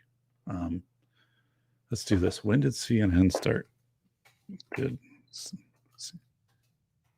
think it was 1980. Yep, June 1st, 1980. Yep, so that makes sense. Yep. So CNN was the reason we had the Weinberger doctrine, because I think Casper said that like later. He said, we had to do something because like the media was trying to force where the military should be, and then really try to reshape the military as a humanitarian thing. So in his book, here's Adam. It talks about a delicious bagel. I do. I have the bagel analogy up front, and I as much as I like the bagel, I switched out from the bagel and I did a kind of a water theme for the velocity of information, and so it's like a inner tube, like you're tubing, right? And I introduced that. I acknowledge the bagel up front as kind of like a, hey, like I did School of Airs and we use this bagel, and now we're going to kind of change it. So actually, there's very, very little of School of Airs represented in the velocity of information. Like if you read the two, you wouldn't know they're related. And that was intentional. Like this wasn't meant to be a sequel or in a sequence of books. They complement each other certainly, but both stand alone, and they velocity of information does not build off of. But yeah, so that was an interesting and thing too, because I was like, this is not a school safety book. Like, this is nowhere in it is school. It's really not necessarily about safety, maybe psychological safety and psychological processing. So, um, John said, we both had imported beer for that combo. Really? That's cool. Okay. Yeah. It was, I'm so thankful. And, again, it's one of those things where boom, I'm like, here's the person. And of course, yeah, John, it's like, he's just this, and then this, and then this, and this. And I'm like, these are all, yeah. Hey, it's Old Umble. So I have a question for you, Old Umble Distilling Company. I sent a thank you. And did it arrive? Because I'm not sure I addressed it correctly. So um I I think I did. So and if it didn't arrive, then I sent a thank you, and I had a thank you card that had the fort where I used to give tours, because I've talked about that just as a little reference. But if not, then hey, maybe it'll be in tomorrow's mail. So, but yeah, it's kind of like a thing like in Home Alone. It's like, did we put the garage door down? Where's Kevin? I'm like, I think I addressed that correctly. Like I think I put the correct zip code. But so John, back when CNN was news, not op-ed, yeah. Oh my God. CNN started in 1980, but didn't really take off till the Gulf War. Yep. So what was happening is they were, and I'm not an expert on CNN. When I was writing the book and talking about kind of school affairs, and CNN was trying to figure out what they could air, like how they could fill up 24 hours. So that's when they started to bring in things that were happening in other countries or second or third world countries. And then Congress was getting either pressure from constituents or within Congress to intervene in some of these things. So it'd be interesting. I mean, I never got into it like that deep, except when I was kind of looking at why Weinberger came up like with these rules. I don't even know how I exactly represented that in school affairs. It wasn't like a main theme. It was just something I had in there. Metaphors are great teaching tools. So John, one of the things, and also parables, right, in interviews. So I have 10 interviews, in-depth interviews in the Velocity of Information. And Linda Stone, who, was the vice president of Microsoft. And I have Robert Travis, the Alaskan crab boater, Morgan Rogue, a prepper, and who moved with her entire family to Alaska. Nikolai Razavayu, the Soviet cyclist who biked outside of Chernobyl day after the nuclear reactor. Larry Lawton, America's biggest jewel thief. So all of these tie in. There's points at the end of every interview, and so they tie into the themes of the book: finite voltage, situational awareness, observation, how you hold up over extended periods of stress. And but if I asked you, so I did this with my reviewers. So I would say to my reviewers, tell me about the crab boat guy. They're like, oh, or tell me about Robert Travis. And they'd be like, oh, the crab boat guy. And I'm like, yeah, tell me about the crab boat guy. And they'd be like, okay, this, and then this, and then this. And I'm like, good, you remember the story. Like, so I wrote the story where, it was memorable, right? And the parables, and talking about the nailmen in Austria, and how people would these wood soldier statues that they pound nails into them, make them steel. They'd steal these things. John Steele. So there's, plus I have 20 images or graphics in the book, which is a departure from, school affairs. I had like 4, but you have this really strong parable context. And that's one thing the reviewers kept coming back and said, people will remember the stories when they're done with the book. If you go back to them and say, what do you remember? Hey, like Larry Lawton was in that book, right? And they'd be like, oh, or they said the jewel thief. Yeah, the jewel thief guy. The jewel thief guy was talking about this. And because I talk like to the reader as I'm writing the book, it's, the voice is to you. So it's a cool thing. And that was kind of the thing, is that it's all of this is going to be highly memorable, plus like easy to share information, plus like Juan Brown. Everybody who reads the book should be able to see themselves as, I could be Juan Brown, the guy who just decided he was going to cover the Oroville Dam crisis in 2013 because he lived near it, and it wasn't really being covered by the media. And this dam spillway, the dam spillway was eroding backwards, and if it would have eroded in the dam spillway and the dam fails, Sacramento would have been under 5 feet of water, plus like everywhere up would have been devastated.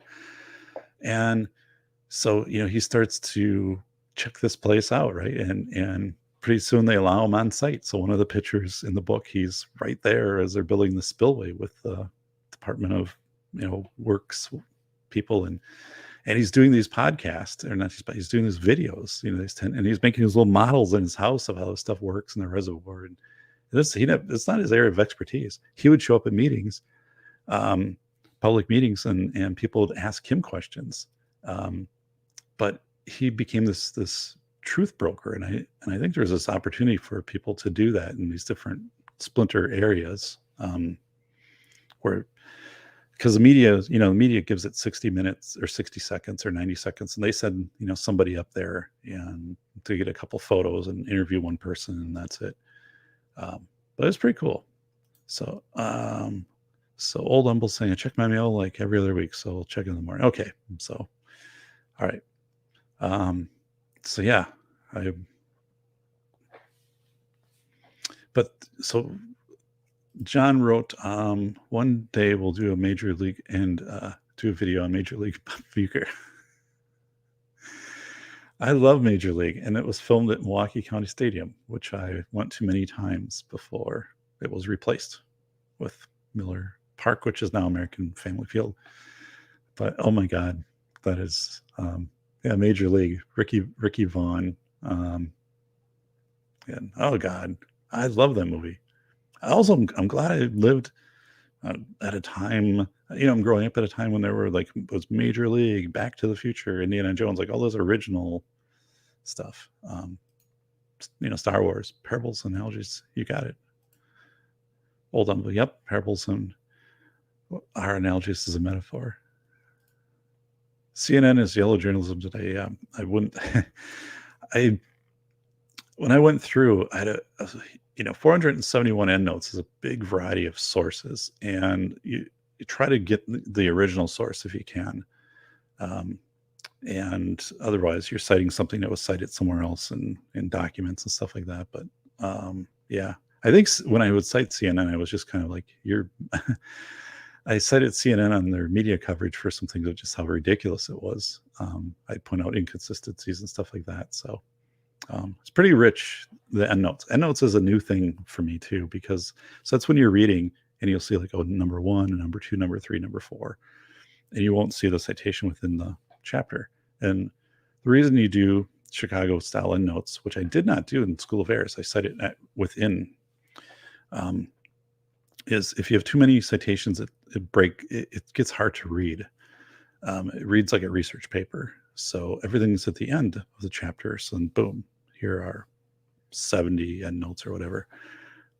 But you can also get more descriptive in your endnotes. There's a style with Chicago, the Chicago style. Like you can kind of write your own. Like when I got this permission to use this photo of a dam from this engineer from the Department of Water in California. First of all, I email him on a Sunday, and he emails me 5 minutes later. He's like, yeah, I know where the picture is, and I can have a high res sent to you on Monday in a permission form. And you can put that in there very explicit, this person on this date contacted me and provided this file, and it originally appeared here and whatever, and they gave permission.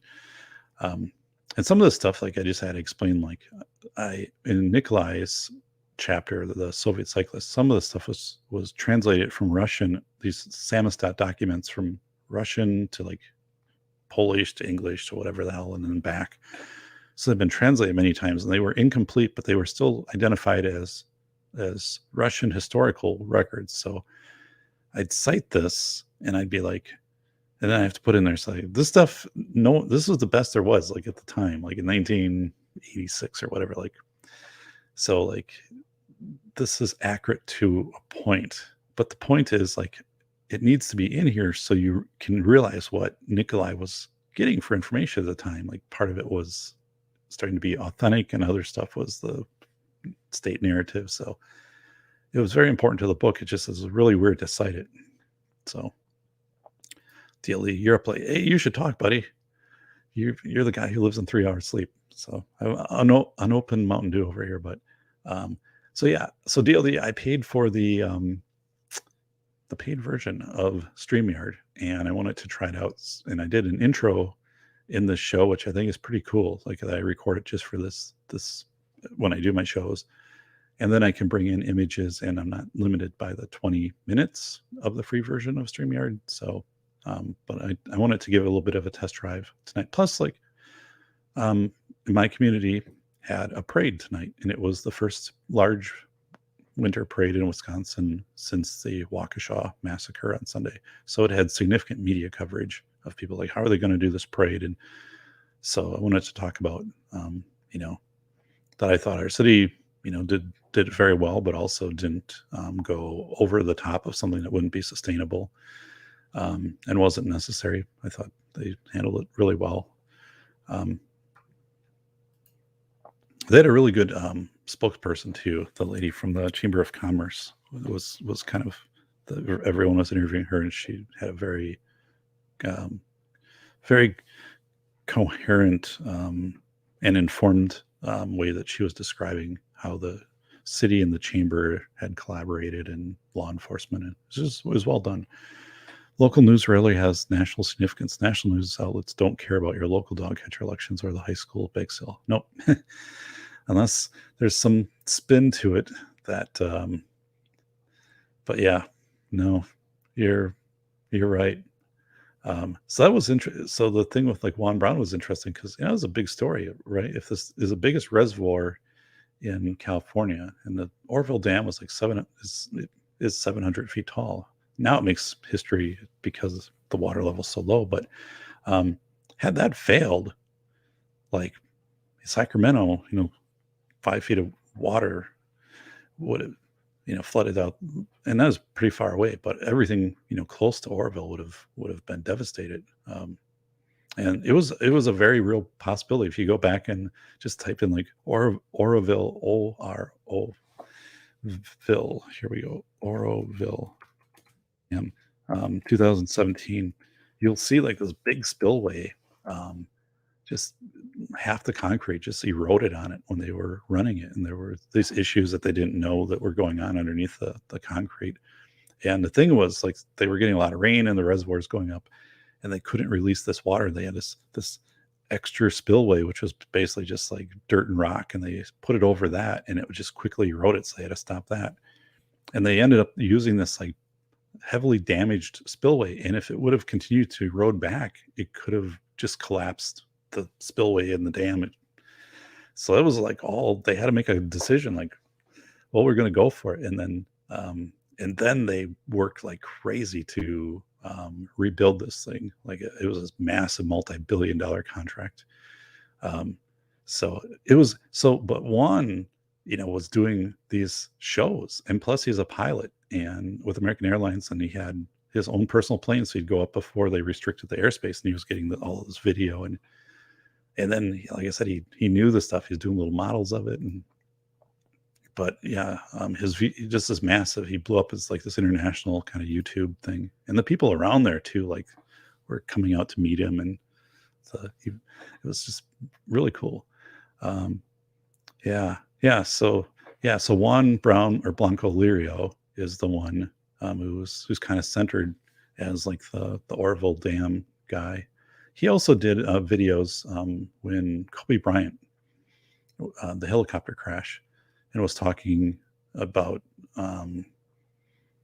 what it meant for the line of sight or whatever with the roads and the other things, like the terminology, because that's his area, right? As an airline pilot. And then also, like, Juan had flown tankers for wildfires, and then when the report came out, he did videos of here's what was in the report and things like that. So Andrew said, "Oh, that's a shame Orville Dam didn't ruin California even more than it's ruined now." Yeah, holy smokes! And so sad because I mean Orville would have taken a lot of small towns in its path. Um, it was just, and it was one of those things where the degree of, I mean, there was no hiding once it came out of the degree of damage to the structure. And, you know, if this would have failed, right? Um, what you were dealing with. And then also, I mean, Juan never says this, but my thought is, you know, Juan's coverage of this and putting it center stage expedited the project, right? Because then it became hyper scrutinized. Um, so I think Juan's a good guy. I think he does a lot of great coverage. Oldham will put, but again, disaster averted is not as sexy as disaster true, and it was an awesome engineering success to repair that dam. It was. If only all our public works department could be so competent. Yeah. So I talked to one of the lead engineers on the repair, and because I read the entire, well, I shouldn't say it. That's not true at all. I didn't read the entire 400-page report. I downloaded the entire 400-page report, and then I took some points out of that to make sure, like, with to line it up on the timeline of like what Juan was saying, like to say like, oh, structural engineers like found this on this date, and then Juan did this on this date and stuff. And that's also where I was able to get that image.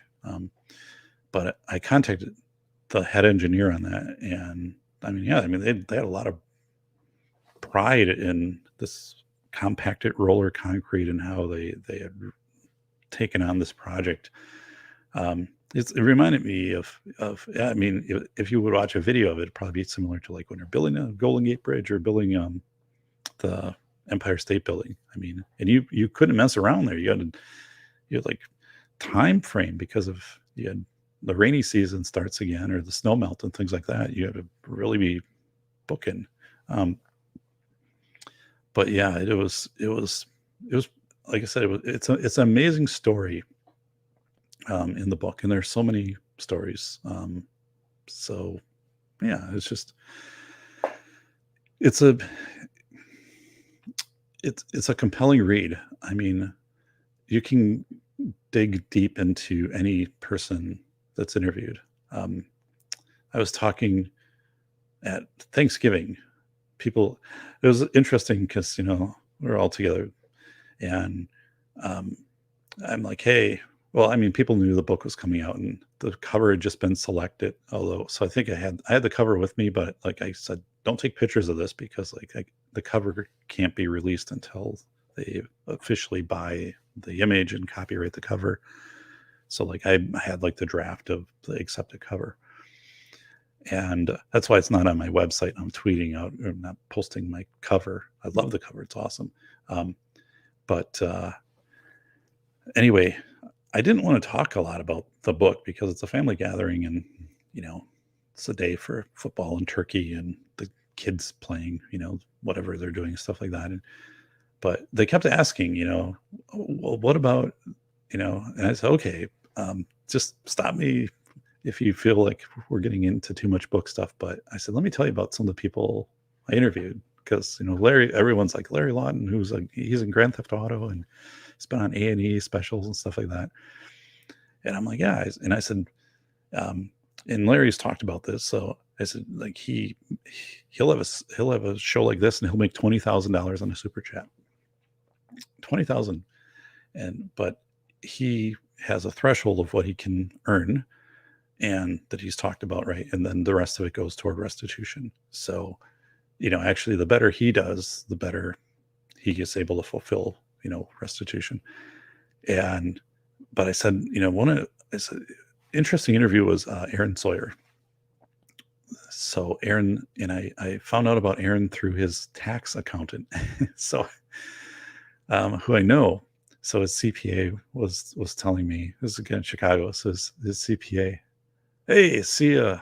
Thank you, Old Humble. So hope you had a great Thanksgiving, and I'll see you next or this upcoming Thursday for your show. So yeah, you can be thinking about that cemetery. Ooh. But I think it's really cool though that you're going to spend some time cleaning up that cemetery and stuff like that. So anyway, Joe, as he was building his channel, was saying if he got to 500 subscribers, he'd stay overnight in the cemetery, which he's going to do. But he's also working and with the cemetery folks to contribute and to do this like cleanup project at the cemetery. And it's really classy, right? So, and you'll see that. And there's times Joel will run his channel and you can see him working in the distillery and he'll talk about like what he's doing. And it's interesting because like who here gets to see the inner workings of a distillery? Plus, like it's really well lit and bright, and this angle he has when he's doing the stuff in there. And I remember like I asked, or I don't know if I asked or somebody asked a question, but I was thinking, I'm like, a lot of this stuff look like it's custom made. So like, did you make that, or like is that special? I mean, it was really cool. So I appreciate that. Well, thanks. So yeah, Aaron Sawyer was a great interview, and he had owned this Redline VR, this virtual reality place in Chicago, and it was shut down by the, Mayor Lightfoot as non-essential. And then people started showing up after like a month. It started to get hot outside in Chicago, and people are, in their apartments because their workplace are shut down if they have office jobs and stuff. And they're knocking and they're saying, hey, like, can we come in here and use your internet and air conditioning stuff? He's like, okay. Like, and what was happening is people bring their laptops and they're basically doing their work there. And they want to do that because they get out of their house. It's called like this Parkinson's law. You want a defined start and end time of your day. And he's doing this. So he got a permit from the city. It's like $200 and he became an office. And then he was selling office space. So in the book, I have an ad that he posted. And then people started showing up and renting out for the day. Like, so they'd have a table and, and he was serving food at this office because he said, technically like anything can happen at an office. And just how he did this pivot. But the part of that chapter that gets a theme of the book is this whole thing of like, we need a start and an end time. And when you get into chaos and if you remove that too long from people, they don't function well because they just keep working all day. Basically, they just continue their work day or they start to languish. Time doesn't move. You need events to move time. So that's earlier in the book, temporal perception of, you always want to have new things that you're doing and transitive things, transitory things. Like if you're journaling, you date it, and then that's a date, and next day you're making another entry. Like you're moving through time. So these people weren't moving through time the way that they did. So they were kind of like just languishing. So because he became this office that they could go to and have this routine back in their day and stuff, it started to move them through time. And I even asked him, because I knew this was happening, like when it was happening, because my friend who was his tax accountant said, hey, like this is happening. And I think this would be good for your book. So like, and I said, yeah, ask this guy if I can interview him. So he did. And then I got a hold of Aaron and I'm like, Aaron, ask these people like why they're coming in to your place. And specifically like ask them if they're like working nonstop at home and they have a hard time, like not checking email at 11 at night or not doing work stuff, now that the office was closed. That's what people were saying. Like it just became all out of balance. And also like, it just seemed like it was one continuous thing. So yeah, the in vivo stuff of that book is absolutely amazing because to write that book on the sideline, like to write it today, I wouldn't remember how I felt, or other people might not remember how they felt as things were actually happening in 2020. So like, all those interviews that were occurring and time stamped. And so the book has this amazing, that in vivo inexperience. So, well, let's do before we end this. So, hey, thanks for everybody who subscribed, 706. So I think that's like 7 subscribers today, which is great. And, yeah, moving toward 1,000. I need more hours of viewership, but I'm now producing more content again. So I think that's going to be the thing. When my book releases on April 15th, I would love to have 1,000 subscribers or more. And that the channel had 4,000 view hours. I think it's like at 1,600 now. that, and because that is something, right, that gets SEO recognition. And I need that to pair up really well, hopefully, when the book launches. So I'm going to do this. It's my 51-second brand thing. So let's do this one more time, because this is what I made today, which I think is pretty cool.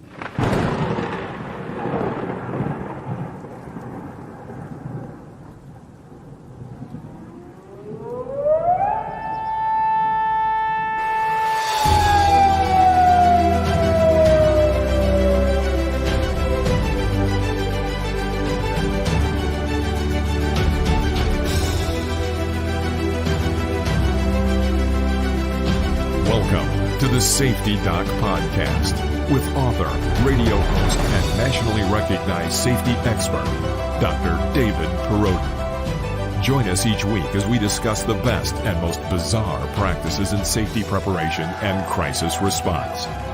Follow Dr. Perrodin on Twitter at SafetyPhD. All right. Whoa. I love that.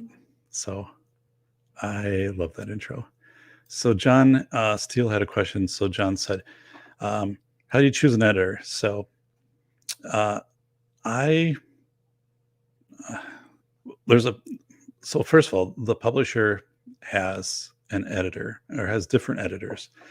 Now the editors there are more summative.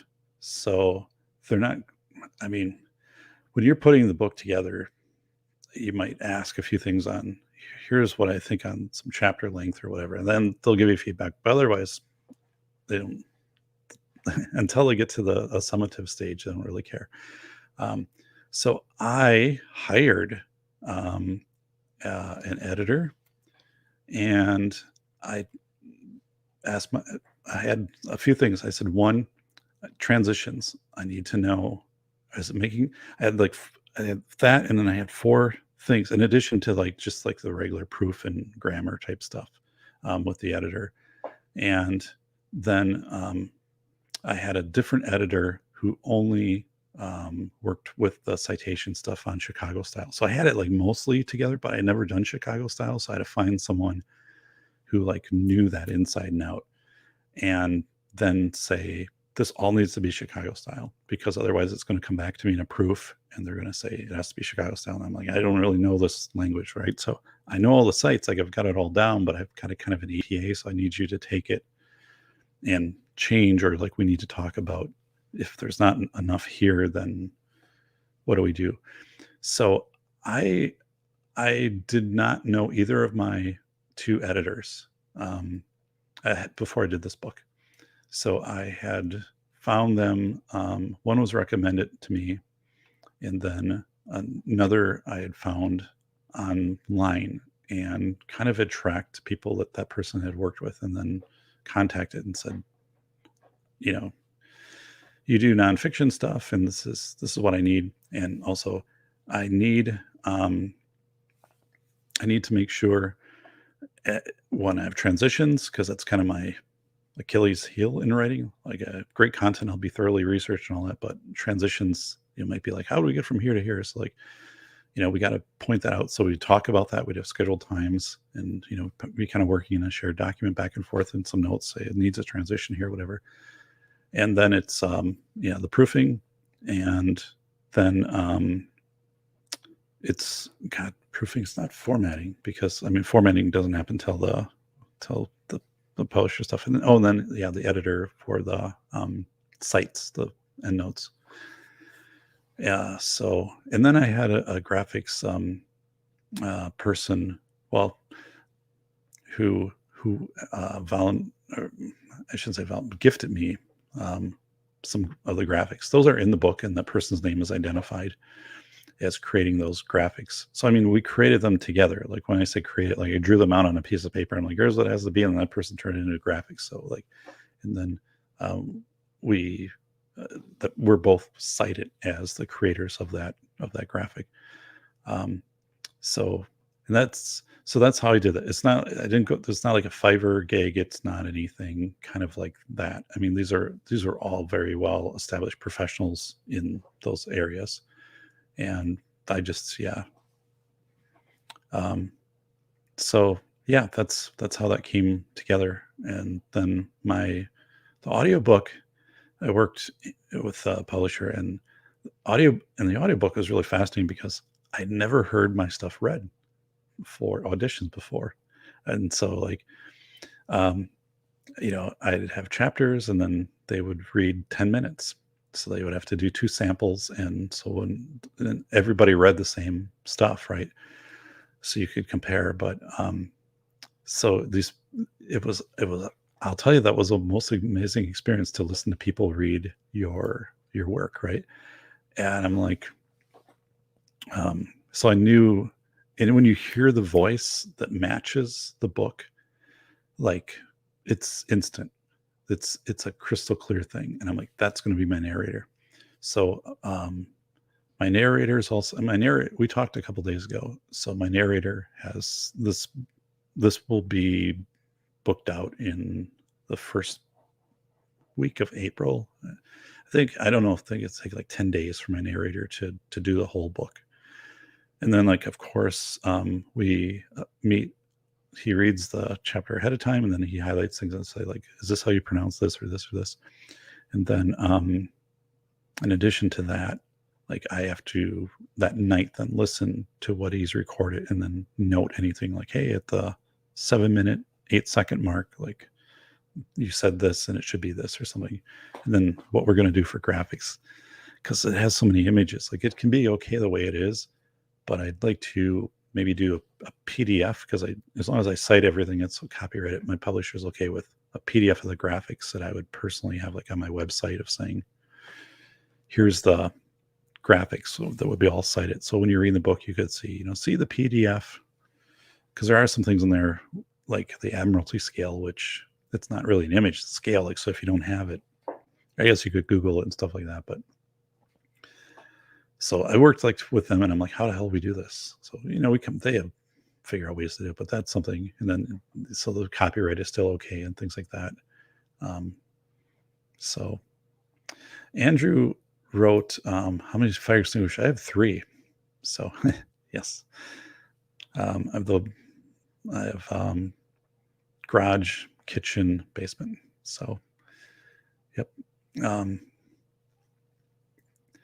Yes. So, all right. So this was, yeah. Thanks for hanging out. Thanks for giving me some minutes here. And also thanks for subbing. We're up to 706 subscribers here on the channel. So that's exciting. And yeah, it's been good. So I'm good. I'm actually excited that we're almost to December and we don't have snow. Because it will hit, right, and then we'll have, yeah, all the stuff, but it shortens the winter for me. And really, once like April hits here, I can usually get out for my first bike trip. The first week or 2 of April, snow's melted and stuff like that. So, but yeah, doing good. So Monday night is, I've got the show. I've already got it up there. So if you just go over to the safety doc, boom, it's there. You can put a reminder. And then a week from Monday, December 6th, Sast, One Too Many, is going to be on the show. You might know him from the chats. But Sast had a traumatic brain injury in an accident I think he was like 20. And he has some absolutely fascinating perspective on how that changed his life. He works in the computer and programming industry, so how that evolved, and then also he had this very specific point in his life when he was like, what the media is saying, like the mainstream media and what I'm reading in the newspapers and seeing on TV, like, that's just not authentic, like, it's just not matching this face validity. And so he's going to talk about, hey, like, this is the moment I said that's not real. Like, a lot of this isn't, and then how I inform myself and how things kind of changed. And he approached me with that. He's like, this would really be insightful, to talk about this kind of reckoning of knowledge. And I'm like, yeah, I mean, we talk about it. I'm like, yeah, absolutely. So, well, everybody, this is the safety doc. And this is the paid version here of StreamYards. So I appreciate all of you. I'm on Twitter, and I'm there at Safety PhD on Twitter. And safetyphd.com is my website. Link GoDaddy is like, you could get $2,000 if you sold this. I'm like, yeah, I'm not. But I think I've had people inquire about it. Well, Andrew, buddy, thanks for hanging over here. So yes, good night to you as well. And I'm going to take us out here with that very awesome exit, or that intro. I'm going to play that one more time. So it's 51 seconds, just because I love it. It's awesome. So everybody, thanks for subscribing. I will see you Monday, unless for some reason I decide I'm going to do something over the weekend. And also School of Errors, the most honest book ever about the school safety industry. It has been stuck at 44 reviews on Amazon for quite a while. So every morning I check and I'm like, oh, 44 reviews. So I think one more I'd be like, hey, 45. So it's managed to get 5-star reviews, but I'm hoping like it. I know people like that have bought the book, right? And I'm just like, please leave a review, like get it to 50 by April. So if you're ever compelled to do, if you have the book or libraries have it or stuff like that, or so. All right, I'm going to take us out here with this.